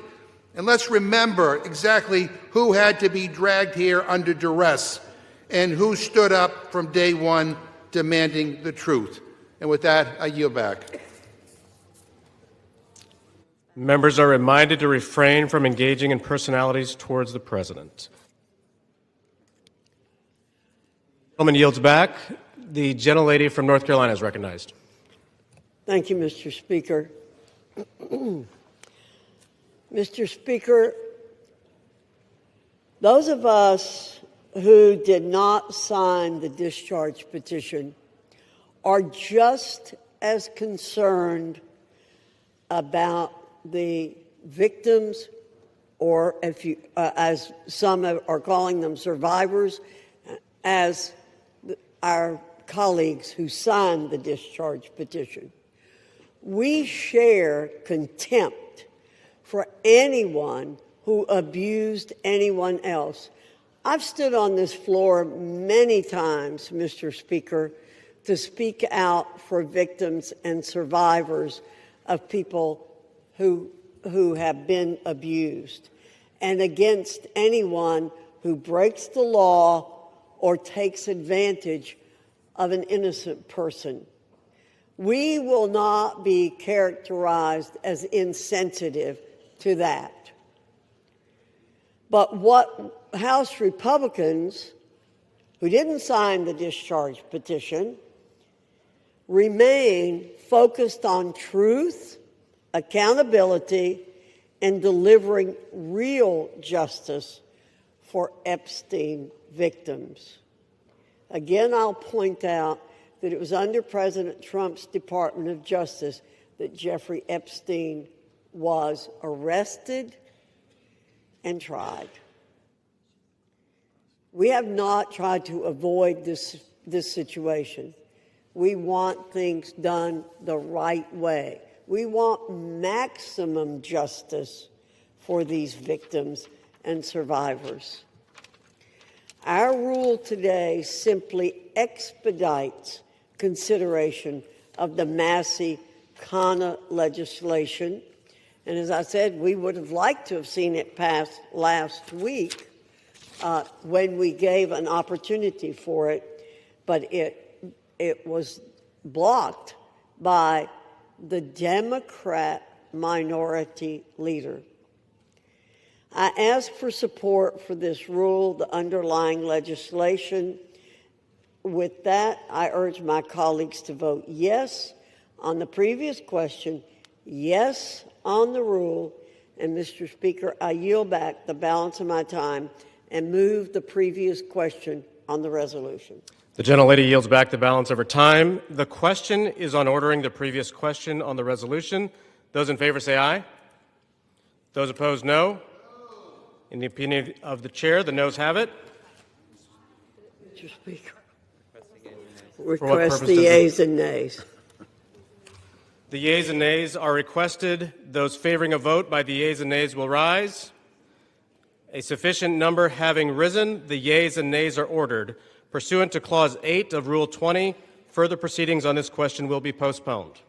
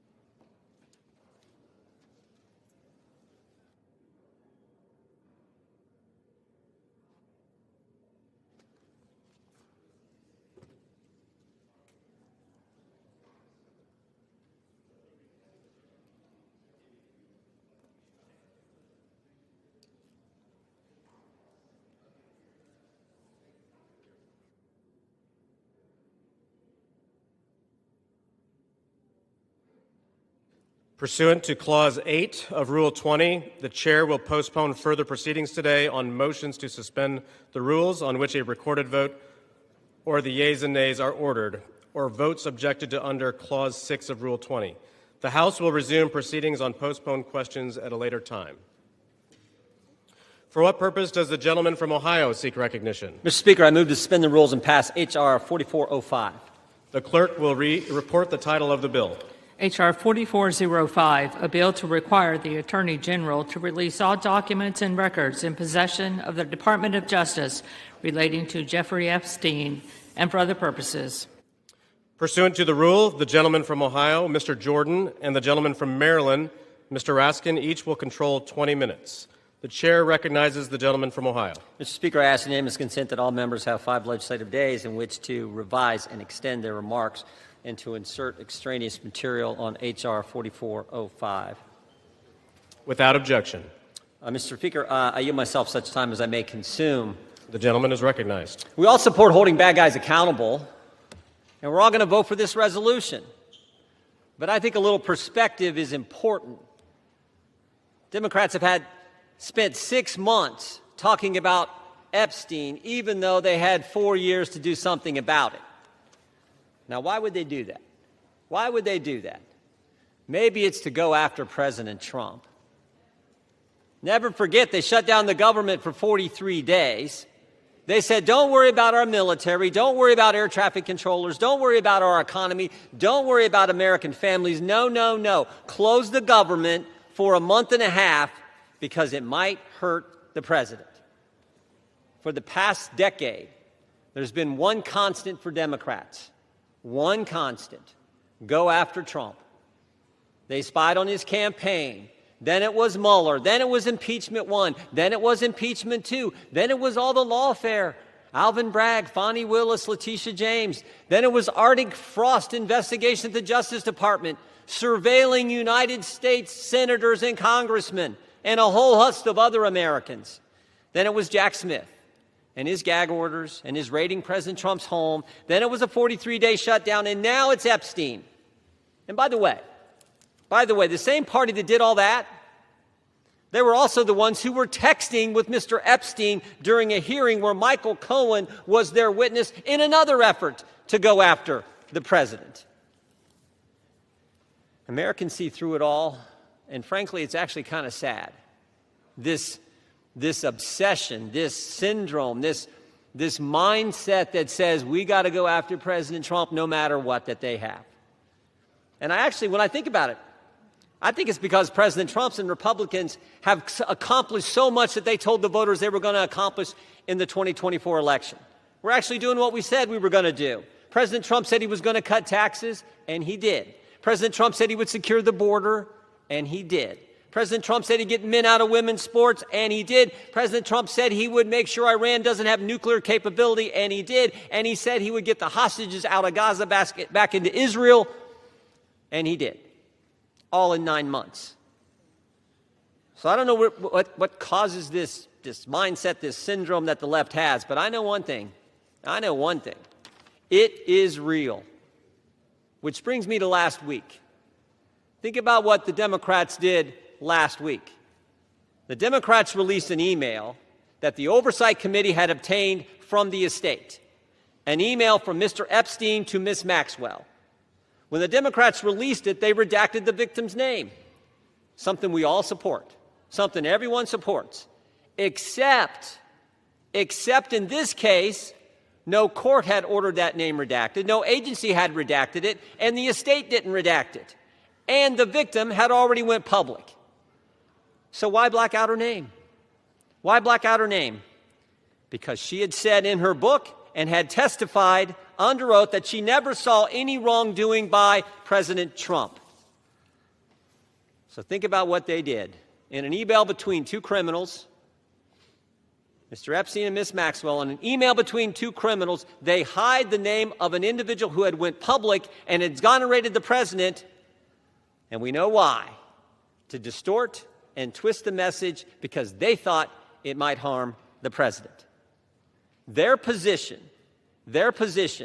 cover up the names of people who are already public, but don't worry about other innocent people who the court said should remain private. Again, I think the American people see through it. They see through what the Democrats are doing. The American people know what this is. They know Democrats have nothing else to run on because of the success of this administration. So I say let's vote yes on this resolution, and then let's get focused on making sure we're doing what the American families elected us to do. With that, I reserve. The gentleman reserves. The gentleman from Maryland is recognized. Thank you, Mr. Speaker. I yield myself such time as I may consume.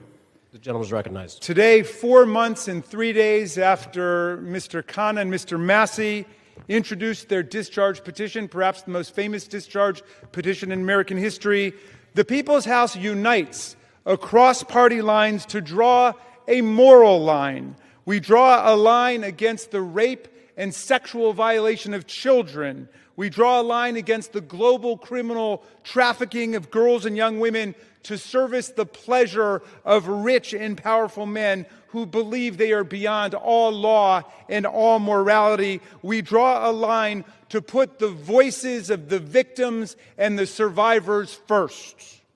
We ask the Senate to join us without changes rather than obstruct this bill with dilatory amendments, legislative graffiti, and self-dealing million-dollar jackpot provisions for lucky senators.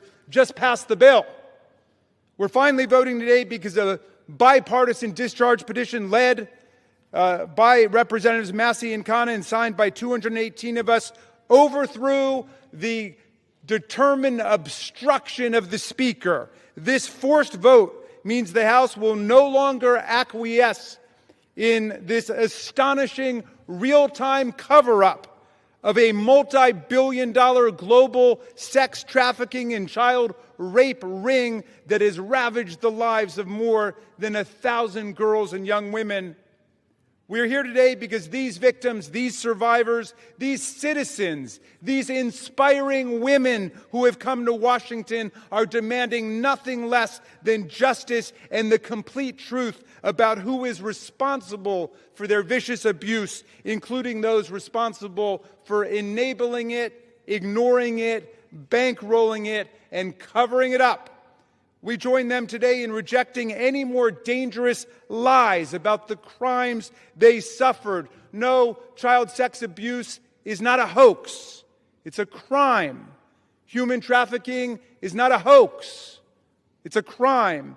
These crimes are a curse on children and young people across America, in universities and elementary schools, in churches and mosques and synagogues, in Boy Scout troops and college sports teams and summer camps. Anywhere the powerful and the rich believe they've got the opportunity and the impunity to exploit the young, the poor, the powerless, and the vulnerable. We must face the truth and find the co-conspirators still at large in one of America's most extensive and sophisticated sex trafficking and child abuse rings in history.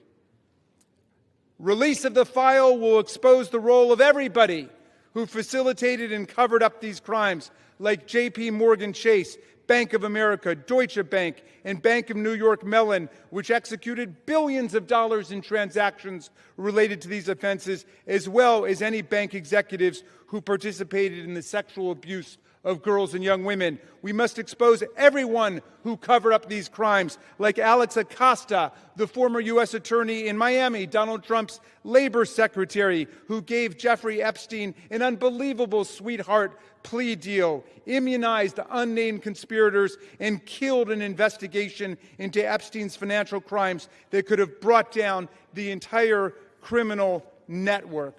And with that, I'm going to yield. I'll reserve the balance of my time. The gentleman reserves. The gentleman from Ohio is recognized. Thank you, Mr. Speaker. I yield 4 minutes to the distinguished chair of the House Oversight Committee, Mr. Comer, the gentleman from Kentucky. The gentleman from Kentucky is recognized. Thank you, Mr. Speaker. As chairman of the House Oversight Committee, I've always believed that sunshine is the best disinfectant. For years, the American people have demanded transparency about Jeffrey Epstein and Ghislaine Maxwell's horrific crimes and about the federal government's failure to protect the victims. The House Oversight Committee is conducting a thorough review of the federal government's investigation into Epstein. Our work goes far beyond the legislation before us today. We are committed to accountability, transparency, and justice for the American people and for the survivors of these appalling crimes. To date, the Oversight Committee has released more than 65,000 pages of documents, issued 13 subpoenas, and conducted interviews with 2 key witnesses, both of whom were Republicans. The Trump administration has provided us with Department of Justice materials and access to suspicious activity reports. Unfortunately, throughout this investigation, Democrats have chosen to manufacture yet another anti-Trump hoax instead of pursuing justice. They have mischaracterized witness testimony and selectively released documents complete with targeted redactions in an effort to smear President Trump. For example, former U.S. Attorney General Bill Barr, who oversaw the 2019 Epstein investigation, stated clearly under oath that the prosecution team found no evidence that President Trump committed wrongdoing. Despite this simple and straightforward fact, Ranking Member Robert Garcia, moments after that deposition, tiptoed out and publicly claimed that, quote, Barr could not clear Trump of wrongdoing. That was a lie, and we have the transcript to prove it. I invite the media to read the transcript. When the Oversight Committee interviewed former U.S. Attorney for the Southern District of Florida, Alex Acosta, Democrats whipped themselves into a frenzy trying to manufacture a gotcha moment, but they failed. Mr. Acosta dismantled the Democrats' narrative. His testimony confirmed there was no contact between President Trump and Mr. Acosta and no connection between President Trump in the Epstein case. Next, Democrats resorted to selective leaks and doctored documents to mislead the American people. Oversight Committee Republicans have posted 65,000 pages of documents we have received to date. Democrats, by contrast, have released fewer than 1 dozen. In their latest selective leak, Democrats released just three of the 23,000 pages of documents from the Epstein estate. And they made redactions to 2 of those emails that changed both the context and the meaning of the 3 pages they released. When CNN called them out for their deceptive redactions, Representatives Stansbury and Crockett tried to blame Republicans for their own edits, for the Democrat Oversight Committee edits.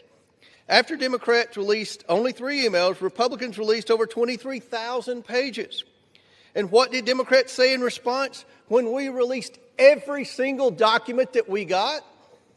They claimed full transparency was meant to, quote, disorient or distract from their manufactured narrative. These are the same Democrats who chant, release the files every day until the files contradict the story they want to tell. That is the definition of hypocrisy. In contrast, full transparency exposed how Epstein appears to be TDS patient zero. The emails reveal a journalist coached Epstein to blackmail then presidential candidate Donald Trump. The gentleman is recognized. The files also show that a House Democrat colluded with Epstein during the 2019 oversight hearing to discredit witness with a vendetta against President Trump. And unsurprisingly, Democrats have been silent about their colleagues' coordination with Epstein. Another email shows Democrat fundraisers invited Epstein to an event or to meet privately with Hakeem Jeffries as part of their 2013 effort to win a majority. So Hakeem Jeffries' campaign solicited money from Jeffrey Epstein. That's what we found in the last document batch. The files underscore why former President Trump must appear for his deposition. We've subpoenaed him. To date, the Democrats have done nothing to help us secure his appearance. I support full transparency. The Oversight Committee will continue to work to get the truth to the American people and to get justice for the victims. That's our goal of this investigation. With that, I yield back. The gentleman yields back. Yeah, Mr. Speaker, we reserve.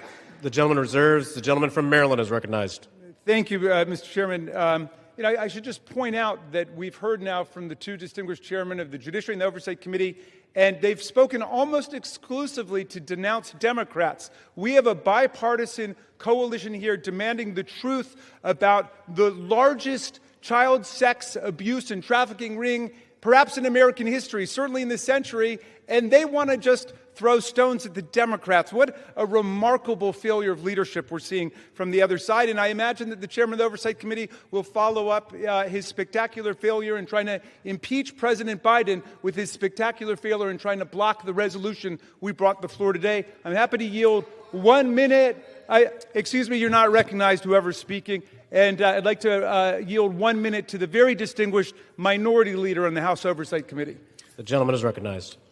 Thank you. And Mr. Speaker, it's wonderful to hear Republicans and certainly the chairman of our committee finally wanting transparency on this issue. It is time to end this White House cover-up now. Now, we know that Donald Trump has tried everything to kill our Jeffrey Epstein investigation, and he's failed. And now he's panicking. He's about to lose his Epstein vote to force the Department of Justice to release the files. And let's be crystal clear. Trump has the power to release the files today. He does not even need a vote. And he continues to defy the subpoena of the Oversight Committee to release all the files. What is Donald Trump hiding? What is Pam Bondi, the Attorney General, hiding? Why won't they release the Epstein files right now?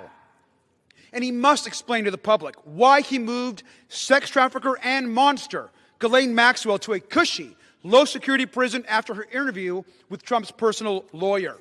He should declare, and every Republican should say, that she does not deserve a pardon or a commutation. The gentleman's time has expired. 30 more seconds. I grant him 20 more seconds. We don't care how much money you have what party you're in, how powerful you are, we should get justice for the survivors of Jeffrey Epstein. And our work on the committee is not over. Next up are the bank and financial records to follow and expose Epstein's network. Today, there should be a unanimous vote on releasing the files, and we will get justice. And with that, I yield back. And we reserve. The gentleman reserves. The gentleman from Ohio is recognized. Thank you, Mr. Speaker. I yield a minute and a half to the distinguished gentleman from California and member of the Judiciary Committee, Mr. Kiley. The gentleman from California is recognized. I have consistently called for the maximum possible level of transparency when it comes to the heinous crimes of Jeffrey Epstein. That's why I've consistently said I am inclined to vote for this bill, and it's why I will be doing so today. The victims deserve the truth. They deserve justice, and they deserve closure. For months, they've had to wake up every day and see the name of their tormentor on the front page of every newspaper, on every TV channel, as has the broader American public. This issue has been so politicized by so many people in so many ways, which is deeply unfortunate when we're talking about matters of the highest sensitivity and untold suffering. It is my hope that the passage of this resolution today, together with the work of the Oversight Committee, will lead to the expeditious release of all pertinent material so that we can move on. Let's get accountability, let's get answers, and let's get this over with. I yield back. The gentleman yields back. The gentleman reserves. Yeah, we reserve. The gentleman from Maryland is recognized. I yield 1 minute to the very distinguished gentlelady from Washington, a member of the Judiciary Committee. The gentlelady from Washington is recognized. Mr. Speaker, thousands of girls, children, were abused by Jeffrey Epstein and his massive and powerful ring of pedophiles and protectors of pedophiles. We can't say all their names here. We don't have time. But let's at least bring a few of the courageous survivors and their names onto the House floor right here as we debate this. Haley Robson, Jenna Lisa Jones, Michelle Licata, Ashley Rubright, Annie Farmer, Marina Lacerda, Rachel Benavides. These women have carried a burden that they never should have had to bear. And today they demand, we demand, the American people demand that we answer their clarion call to justice.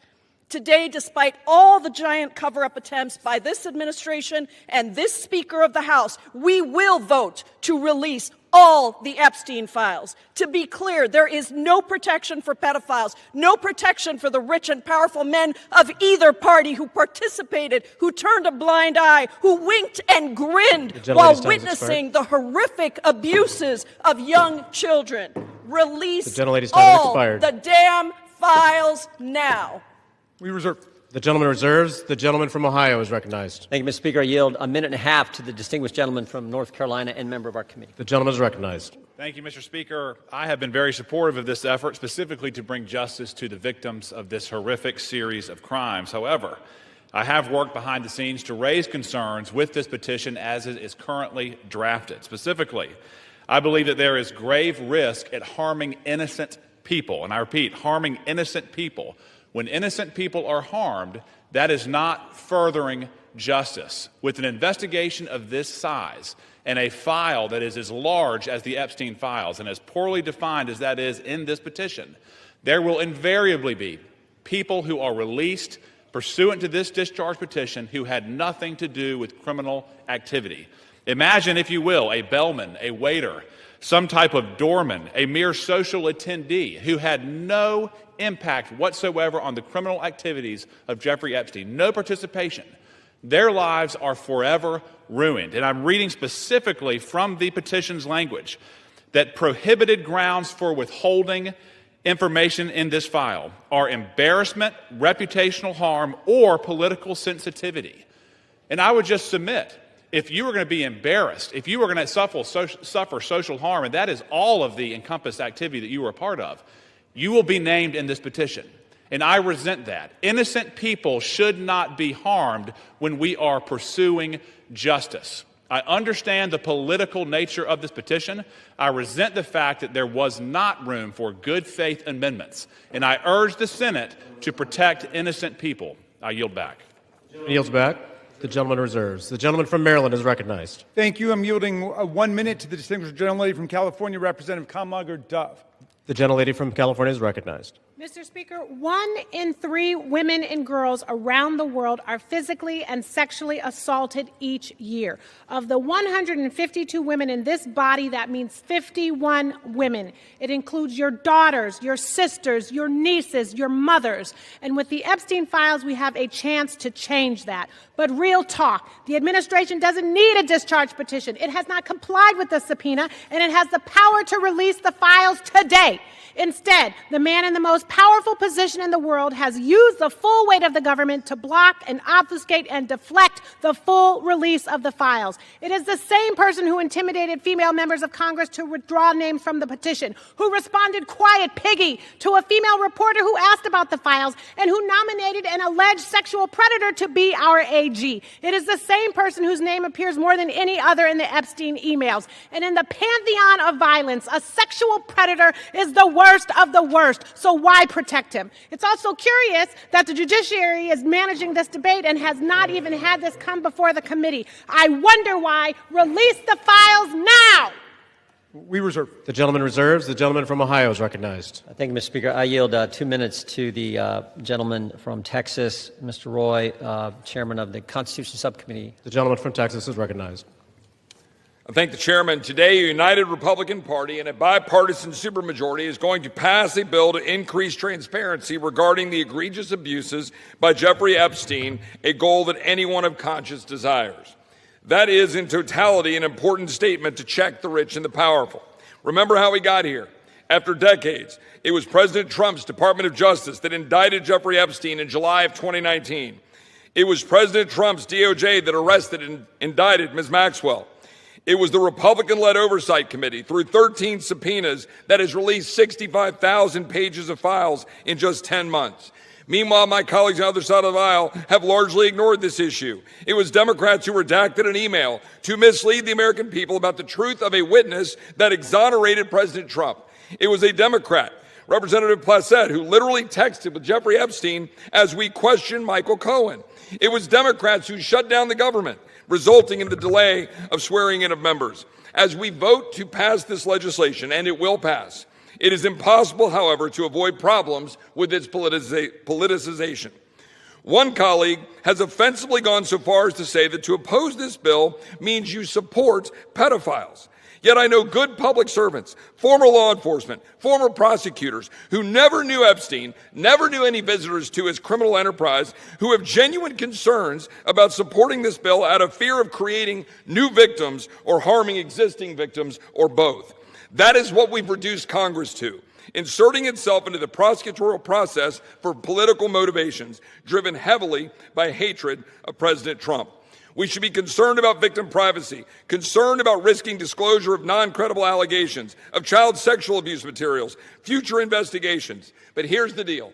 The leaders of this nation must expose abuses by the rich and the powerful. That is why President Trump and the House have been working for full transparency. But we should be motivated by truth and justice for all, not politics. I yield back.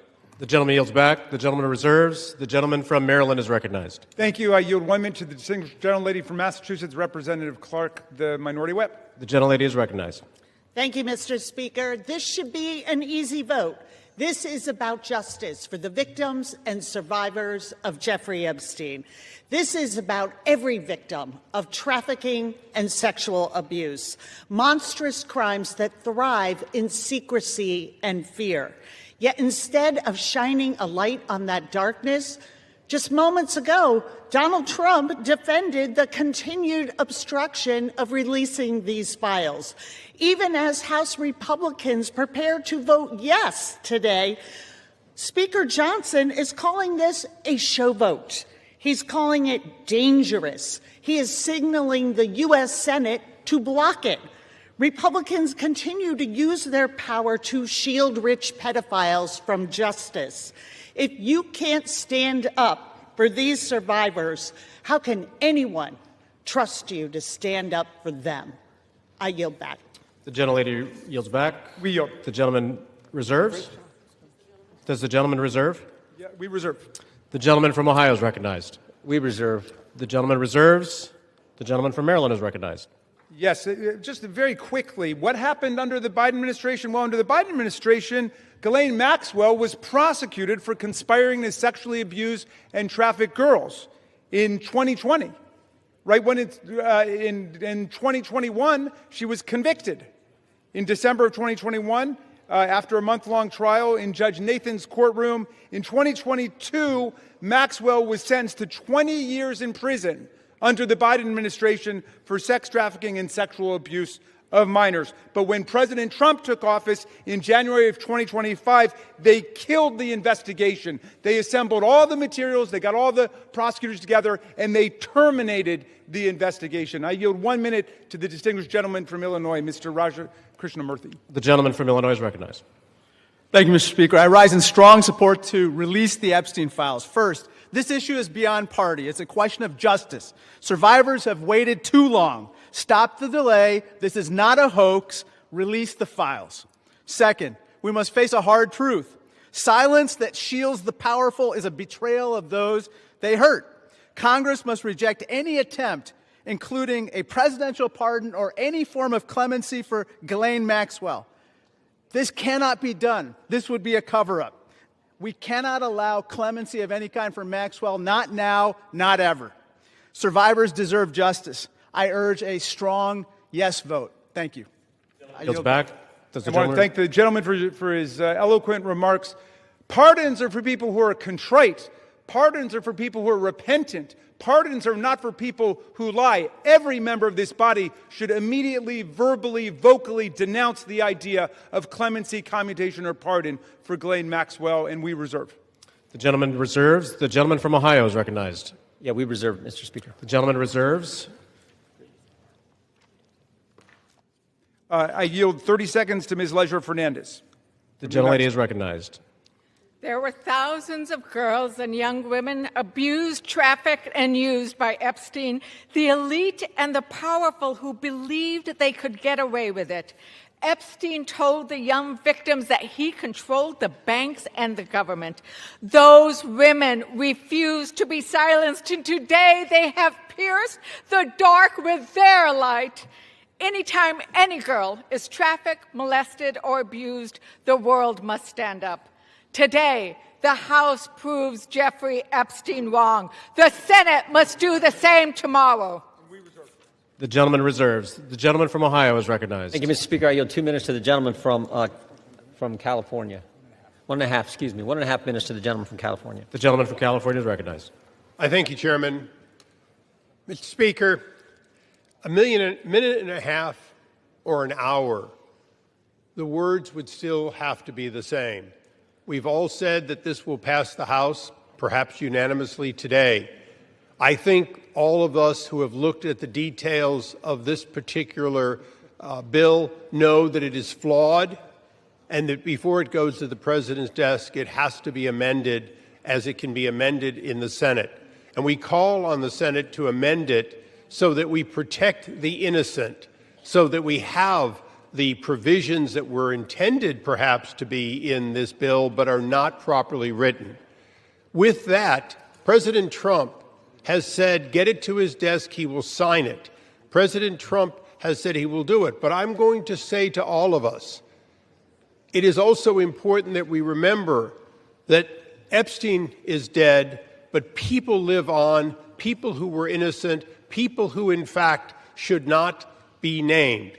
We're not talking about the rich and the powerful. We're talking about the very victims. That is what we need to make sure is amended before it goes to the President's desk. And with that, I thank the chairman for his time. I think no more needs to be said that this body will vote for it all, but let's not kid ourselves. It has to be changed so that it properly protects both the tradition of the grand jury and clearly those innocent people that would otherwise be swept up. And I yield back. The gentleman's time has expired. The gentleman yields back. Reserve. The gentleman reserves. The gentleman from Maryland is recognized. This whole bill is about protecting the innocent Mr. Speaker, the Senate must pass the bill as we are passing it today and as the President has said he would sign it after changing his position on the bill over the weekend when he could see the tidal wave of public opinion moving against him. Let's pass this bill, pass it in the Senate, sign the bill, and let us go ahead and release the complete file. I yield 30 seconds to the distinguished gentlelady from Arizona, Representative Ansari. The gentlelady is recognized. Mr. Speaker, the walls are closing in on Donald Trump and his rich and powerful friends who either abused or raped children or were enabling and complicit in these heinous crimes for decades.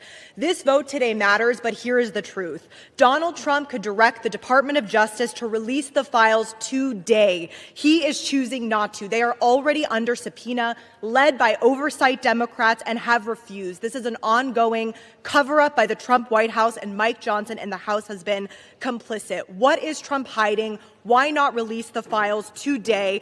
This is a time has expired. Release the files today. Thank you. The gentlelady's time has expired.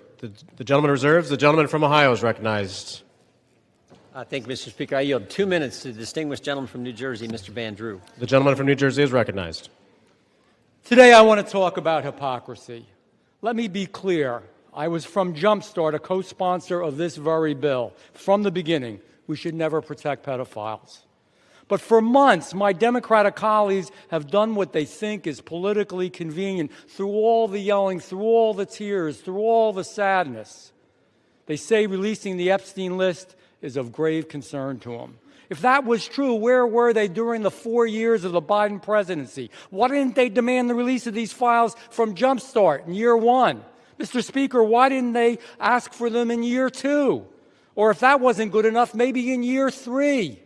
They had control. Or not even in his final year of office. Other than a single letter the ranking member wrote in 2019, a single letter, not one Democrat on the committee spoke out about Epstein or his victims of this very terrible tragedy, other than to say that he didn't like the plea deal. Let me say this. When they stand here today insisting how badly they want these files released, why didn't they do it? Yet they stayed silent for year after year after year after year under Joe Biden. It's impossible. Mr. Speaker, it is impossible to see that as genuine. What I see is a group more focused on scoring political points and drama than of protecting abused children. The record is clear. Under Republicans, far more information has been released in the last 6 months than was done during all 4 years of the previous presidency under Joe Biden. We've actually been the party of transparency. We've released the information. We've told the truth. Unfortunately, and I'm sad to say it, they have been the party of hypocrisy. Mr. Chair, I reel back. The gentleman yields back. The gentleman reserves. The gentleman from Maryland is recognized. You know, I've never heard a more defensive presentation in my life than what we're hearing from over there. The gentleman should spend a little less time pointing out hypocrisy and a little more time trying to ferret out cruelty, humiliation, and rape. And that's what we're working on. I yield 30 seconds to the distinguished gentleman from California, Mr. Min. The gentleman from California is recognized. I want to remind you that we are all here voting on this bill because President Trump, who has the power to release the Epstein files at any time, has refused to do so, calling this a hoax. We're here because Speaker Mike Johnson and President Trump have gone to extraordinary lengths to try to kill and delay the discharge petition, including refusing to seat Adelita Grijalva for over 40 days and threatening House Republicans who signed on. Now, several of my Republican colleagues have accused those of us House Democrats who support justice here of having Trump derangement syndrome. You all suffer from something much worse, which is pedophile protection syndrome. Stop protecting pedophiles. Release the Epstein files. The victims deserve justice. I yield back. We reserve. Members are reminded to direct their comments to the chair. The gentleman from Maryland reserves. The gentleman from Ohio is recognized. We reserve. The gentleman from Ohio reserves. The gentleman from Maryland.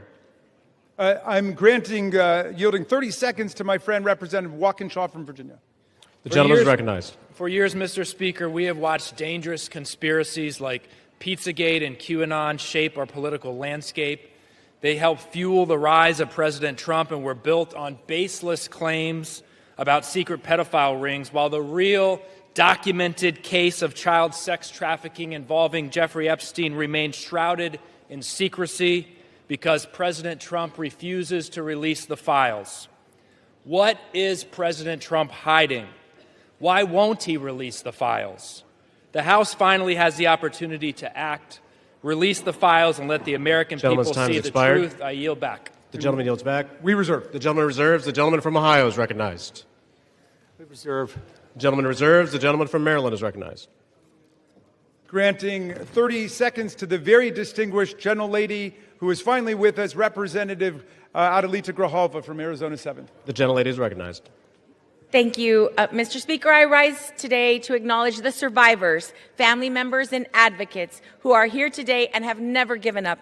The legislation in front of us, at its core, is about something very simple. The survivors deserve justice. The American people deserve the truth.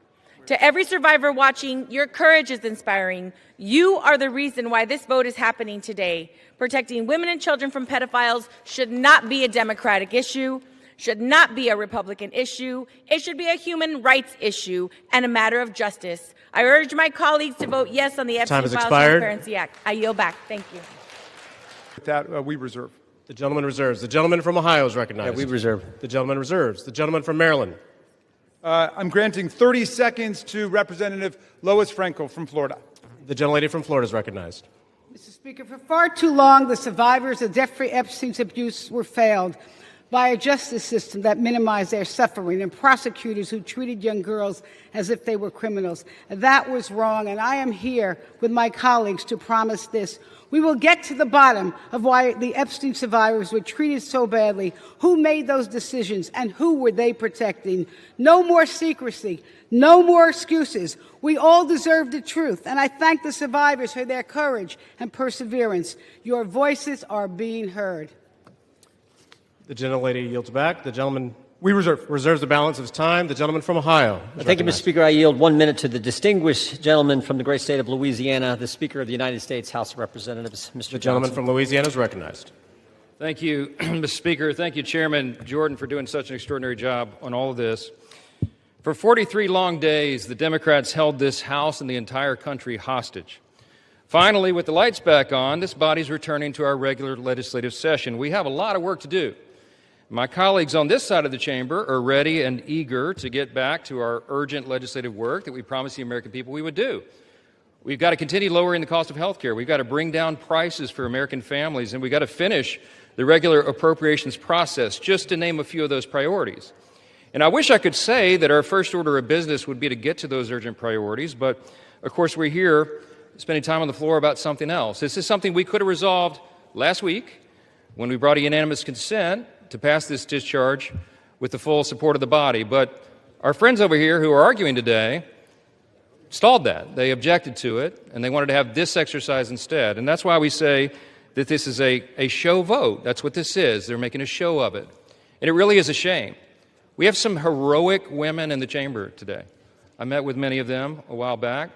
They're in the gallery here. They have come forward. They have shown their faces. They've used their names to share the unspeakable tragedies that many of them were subjected to, some of them when they were very young. And it is a heroic service to the country. They are seeking justice, and the justice has been delayed for too long. The Department of Justice, many years ago, should have brought these charges. It took too long to do it. And now we're in this process of making sure all the American people get the information, but we have to do it in the right way, After 4 years of Democrat control under President Biden, they were not truthful with us about a lot of things.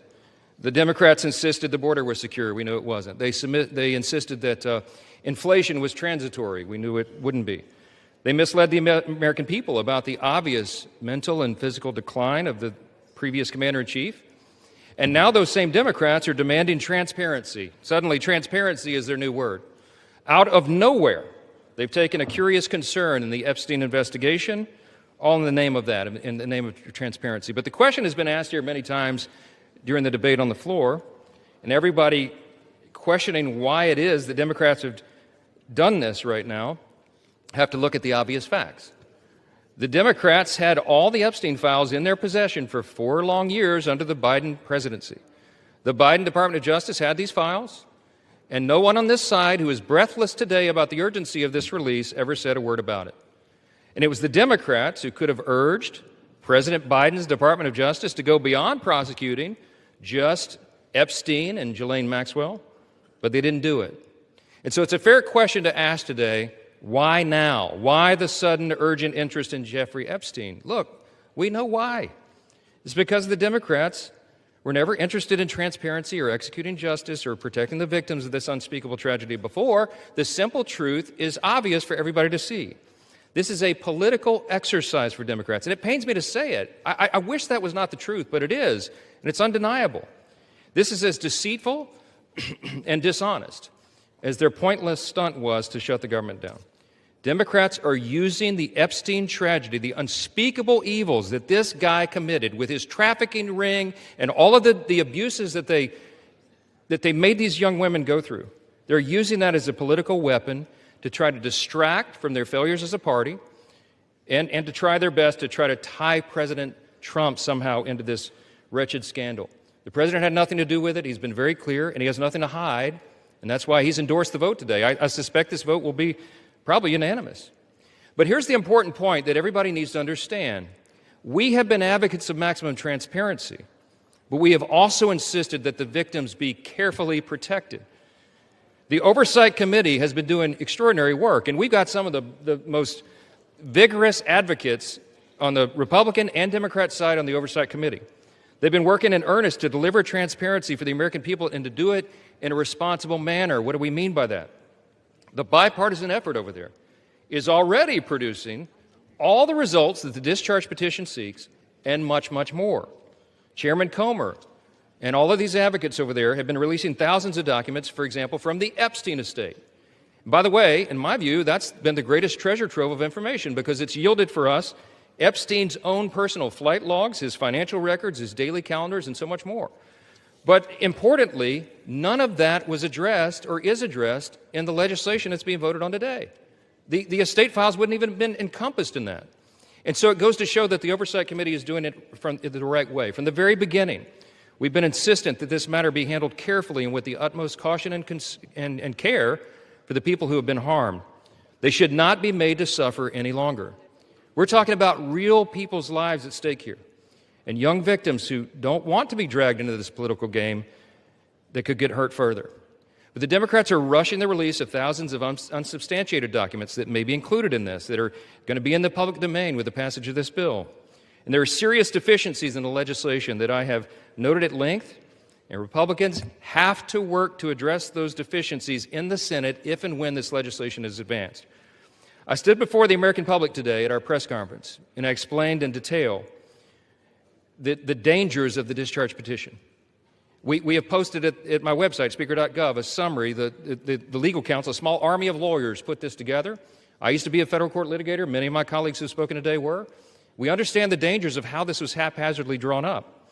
And among them, by the way, Mr. Speaker, before I forget, I seek unanimous consent to enter into this document into the record. It is that. It's on the website. It's entitled, How the Flaws of H.R. 4405 Could Re-Victimize Epstein's Victims, Create New Victims, and Damage the Judicial System. It is dated today.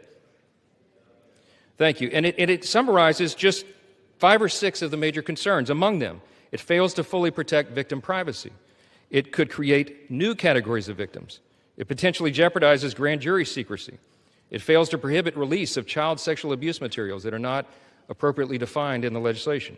It jeopardizes future federal investigations, and we have national security concerns regarding classified information. We'll put this in the record because we need the legislative record to reflect what is the legislative intent behind this vote. I used to litigate cases. We would litigate federal statutes and whether or not they could survive, and legislative intent is important. And we need to say clearly for the record, as a Speaker of the House, I'm saying to you, this legislation that will pass today is flawed and it must be amended. The question is, why didn't we amend it here before we passed it? Because the authors won't allow it. Because under the rules of the House, under a discharge petition, they have to agree to consent for the legislation to be amended, and they're not doing that. So now we rely upon our partners in the other chamber to get that done, and they need to do that. The victims deserve our utmost respect. In fact, they should be saluted for their courage. And the young women who have not come forward, who are now, some of them are middle-aged women who have not come forward, also deserve our respect, and they deserve to be protected. Republicans support transparency. We want maximum transparency. especially when it comes to disclosing the names of anybody who had anything to do with these evils, anybody who conspired with or aided in any way Jeffrey Epstein. They must be brought to justice. We want the bill to be amended so it doesn't, at the same time, violate victim privacy, create new victims, disclose the names of any whistleblower or informant, cause the release of grand jury materials or child sexual abuse materials, or undermine our national security. And if and when the Senate takes this up, we will work with our colleagues over there to make sure that these things are corrected. I'll just close with this simple thought. We've been at this a while. It's drug on for a while, but it's time for this to come to light. I expect that this will be a unanimous vote, and it will reflect what I think every member in this chamber, and I'll say this now, at least in recent days, every member of the chamber on the Democrat side, they didn't say anything for 4 years, but they're for maximum transparency now, and so is this side. But we want to do it in a respectful and careful manner so that we don't subject innocent people to further harm. And that has been the whole thing. I told all my members today I'll be voting yes on this, and I suspect almost everyone will. We'll send it to the Senate, and we hope it's corrected. Thank you for the time, Mr. Speaker, and I yield back. Gentleman reserves. The gentleman from Maryland is recognized. I'm yielding to Mr. Gomez for the sole purpose of making a parliamentary inquiry. Mr. Gomez is recognized. Mr. Speaker, I rise to ask a point of parliamentary inquiry. Is this an appropriate time to point out that the Republicans named children's savings account in their so-called one big beautiful bill after Donald Trump, someone connected to one of the most notorious pedophiles in this country, or that the Speaker of the House just lied on the floor by stating that there was protections, there isn't protections for the victims in the Epstein bill? The gentleman is no longer recognized. The gentleman from Maryland, you are recognized. Thank you. I am prepared to close. I've got no more speakers on my side. The gentleman reserves. Gentleman from Ohio is recognized. Thank you, Mr. Speaker. No. Gentleman from Ohio has 30 seconds. Can I inquire how much time is remaining? 30 seconds.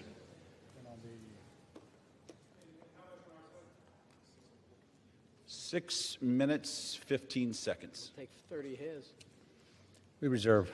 Gentleman reserved. Gentleman from Maryland is recognized. I'll take the opportunity of the Speaker's presence to respond to some of the things that he said. In the very presence of the victims and the survivors who come to join us today, the Speaker said that now would be a time we should be working on urgent legislative work. Mr. Speaker, justice is urgent legislative work. The truth is urgent legislative work. The Speaker says, why now? Why now? Well, Mr. Speaker, you were the one who refused to swear in Adelita Grajova for 50 days. We would have done it 50 days ago, but she provided the 218th signature on the discharge petition. So why now? It was because of your dilatory tactics, your delay, your postponement of it. Now, the gentleman says that there are not sufficient protections. There are protections in the bill for the victims to make sure that their names will be redacted. And yet we hear even the Speaker of the House of Representatives openly inviting the U.S. Senate to start finger painting on this bill, which we have waited more than 5 months to bring to the floor. The Senate should pass the bill exactly as it's written. The President should sign it exactly as he said he would when he finally changed his mind. And the Epstein file must be released. Moreover, if the President is serious about what he's saying, he's got the power to release the Epstein file right now. Nobody's stopping him. It's within his possession. It's within his control. He can release the whole thing, and he can redact the names of the victims and others who are innocent in this process. Mr. Speaker, Speaker Johnson said that these are unspeakable evils. Well, because of the bravery and the invincible courage of the women who've joined us today, they're no longer unspeakable. They're spoken. They're articulated. The cat is out of the bag, and we know what's been going on for decades. It's been a double standard of justice, going all the way back to Alex Acosta, who later got rewarded with a cabinet appointment in the Trump administration. Alex Acosta had a 60-count federal indictment ready to go against all kinds of people for an interstate sex trafficking conspiracy with solicitation, with child sex abuse, all of it. And he traded that 60-count federal indictment for 1 count in state court. And Jeffrey Epstein ended up getting the sweetest of sweetheart deals ever on the plea bargain front. He was free from 8 a.m. to 8 p.m. to do whatever he wanted in continuing to perpetrate his crimes and run his conspiracy, and then he would come and he would watch TV and spend the night in jail. And it was over in about a year after the rape and sexual abuse of hundreds and hundreds of girls, and he kept going, and he kept at it. We want the whole truth to come out. This is the United States of America. Even the British monarchy wouldn't put up with this. How about the American democracy? How about we say, no way, we're not going to allow this cover-up to go on for 1 day more. And I'm glad the president changed his mind after pulling out all the stops to try to get one of our Republican colleagues to change their mind, to remove their name from the discharge petition. He gave up. And I want to salute the gentlelady from Colorado from having the courage to stand her ground in the Situation Room in the White House and say, no, she wasn't going to be bullied. No.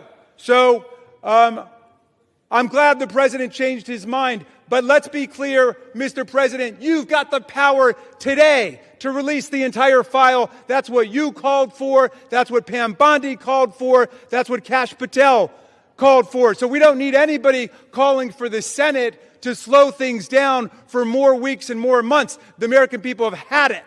We'll reserve. Gentleman reserves. Gentleman is reminded to direct your comments to the chair and not your colleagues. Gentleman from Ohio is recognized, and you do have 90 seconds remaining. Correction. Thank you, Mr. Speaker. I yield 30 seconds to the gentleman from Texas. Gentleman from Texas is recognized. The Democrat Party, with help from the dishonest media, used the Epstein files not to seek justice from the victims, but to smear President Trump. And it's sickening, quite sickening. The Democrats have used the Epstein files to distract the American people from the wins President Trump and his administration have delivered for the American people for the last 11 months. I'm proud to work with my Republican colleagues on the House Oversight Committee in coordination with the Justice Department. 65,000 pages of documents are related from Epstein released. What have my Democrat colleagues done? They selectively leaked and altered documents to mislead the American people. As President Trump has stated, we have nothing to hide here. I'm voting to release the files so that we can move on from this smear campaign the Democrats have manufactured. God bless Gentleman's Donald J. time has Trump. expired. Gentleman from Maryland is recognized. Reserve the balance of my time. Gentleman reserves. Gentleman from Ohio reserves. Gentleman from Maryland is recognized. All right. How much time do I have to close? You have 2 minutes. Thank you, Mr. Speaker. And I want to thank all of America for tuning in to this. I want to thank Representatives Massey and Khanna, Representative Green, all of those who have insisted upon bringing the truth forward and a reckoning with the reality of one of the worst international child sex trafficking rings ever to exist in the United States and the cover-up attendant to it. We've got the opportunity today to do justice for the victims, for the survivors who have come forward to say that the voice of the victims and the survivors must be put at the very center of our deliberations. Not shunted off to the side, not submerged, not subordinated, but put at the very center. We must hear from the people who themselves were victimized by this nightmare. Now, our colleagues across the aisle seem to want to make this into some sort of partisan contest. I haven't heard so much talk about the Democrats since the Democratic National Convention. And all that we've done here is to say we want to bring the truth forward, along with a bipartisan group. We don't want the Senate monkeying around with this in order to slow things down. We want it passed in the Senate. We want it signed. And before that, if the president is true to his word and he wants to see all of this come to light, he can release it now, instead of fighting, kicking, and screaming every step along the way. But I'm glad he's changed his mind, and I hope he maintains the momentum he's got to stick with the vast majority of the American people who want to see that the truth is done here. And while he's at it, the administration could reconsider their terrible policies gutting federal offices and programs designed to combat violence against women. The DOJ terminated hundreds of grants to police departments, defunding the police when it comes to investigating violent sex crimes and to support victims. His DOJ destroyed programs to combat international human trafficking rings. Let's get back on the side of the women. I yield back. Gentleman yields back. The gentleman from Ohio. Thank you, Mr. Speaker. Thank you, Mr. Speaker. The Speaker Johnson said it right. Why now after 4 years of doing nothing? Because going after President Trump is an obsession with these guys. Best example is John Brennan testified in front of our committee under oath, said he was not involved with the dossier. Only problem is Tulsi Gabbard declassified a report, released that report, and it said exactly the opposite. And she related a story in there where a CIA official went up to Mr. Brennan and said, we shouldn't include this in the report. And John Brennan's response was, yeah, but doesn't it ring true? Forget the facts, forget the truth, go after Trump, put it in. Same dynamic at work here. We're all for protecting innocent victims. We're all for exposing the bad guys who did bad things. But this is an obsession with the left. For 10 years, it's going after President Trump. So vote yes. Make sure the bad guys are held accountable. We all want to do that. Speaker Johnson's right. I think it's going to be unanimous. But understand what they're doing, because they had 4 years and didn't do a darn thing. With that, I yield back. Gentleman yields back. The question is, will the House suspend the rules and pass the bill H.R. 4405? Those in favor say aye. Those opposed say no. In the opinion of the chair, two-thirds being in the affirmative, the rules are suspended. The bill is passed. And without Can I request a recorded vote, Mr. Speaker? The gentleman from Maryland is recognized. Yeah, I'm requesting a recorded vote. The gentleman from Maryland has requested a recorded vote. Those favoring a recorded vote will rise. A sufficient number having risen, a recorded vote is ordered. Members will record their votes by electronic device. Pursuant to Clause 9 of Rule 20, this 15-minute vote on the motion to suspend the rules will be followed by 5-minute votes on ordering the previous question on House Resolution 879, adoption of House Resolution 879 if ordered, and adoption of House Resolution 878. This is a 15-minute vote.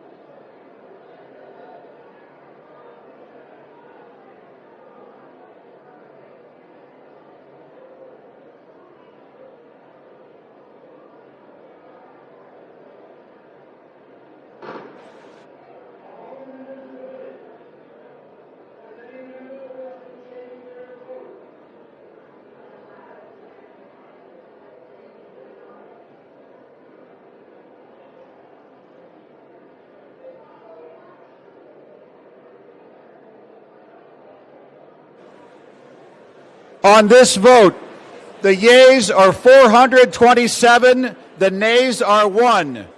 2/3 being in the affirmative, the rules are suspended, the bill is passed, and without objection, the motion to reconsider is laid on the table.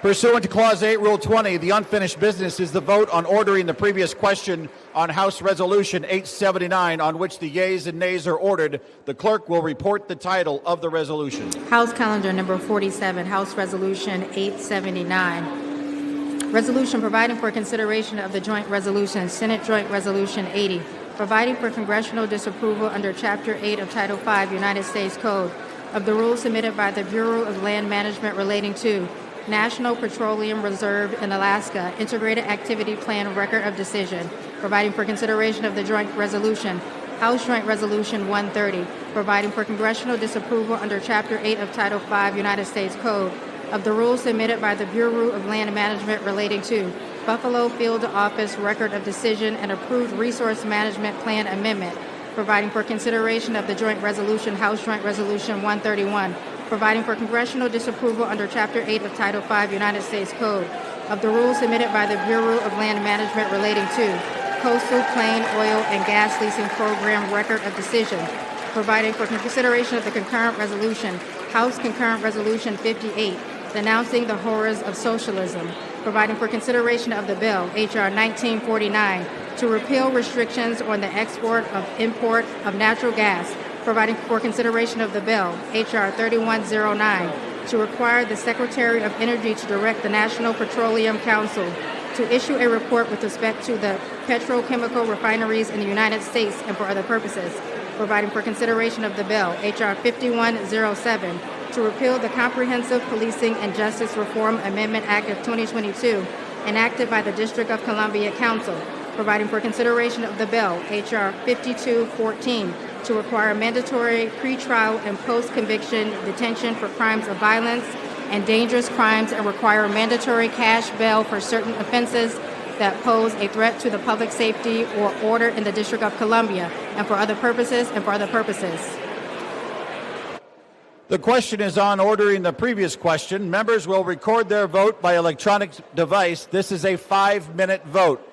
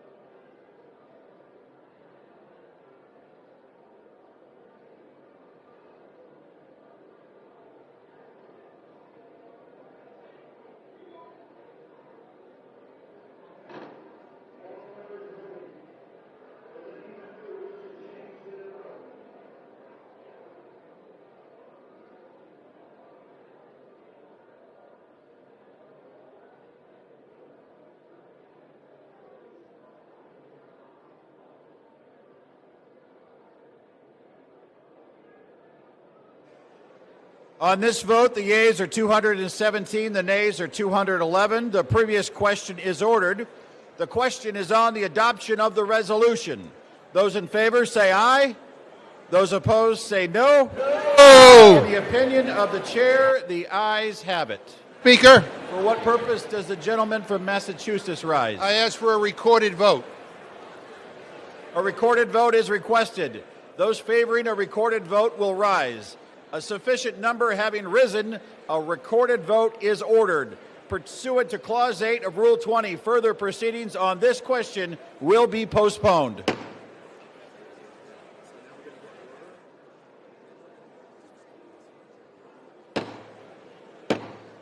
The House will be in order. The House will come to order. The House will come to order. For what purpose does the gentleman seek recognition? To speak out of order for 1 minute, Mr. Speaker. Without objection, the gentleman is recognized. Thank you, Mr. Speaker. Today I rise to recognize a man whose dedication, steadiness, and wisdom have shaped not only my work in this chamber, but the work of this institution itself. I'm talking about my Chief of Staff, Brett Horton.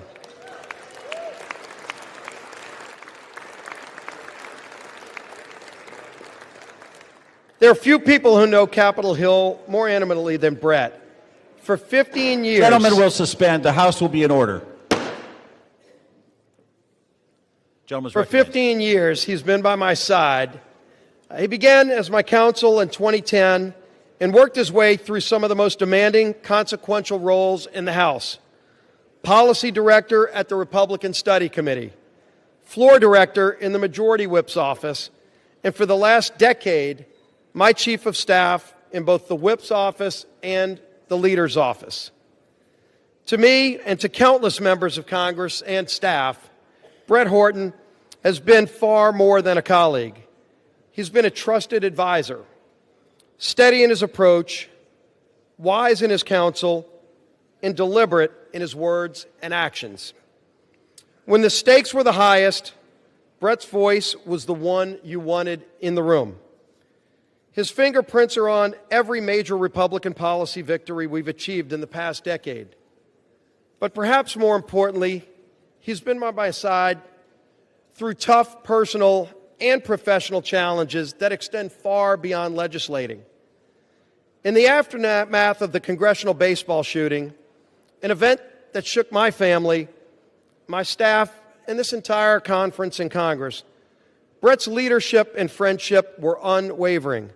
He helped carry us through one of the most difficult and unprecedented challenges we ever faced. Mr. Speaker, public service at this level demands trust, character, and unwavering duty for the institution that is this United States Congress. Brett Horton embodies all of these qualities. I'm profoundly grateful for his years of service to me personally, to this House, and to our country. As Brett begins his next chapter, I have no doubt he'll continue to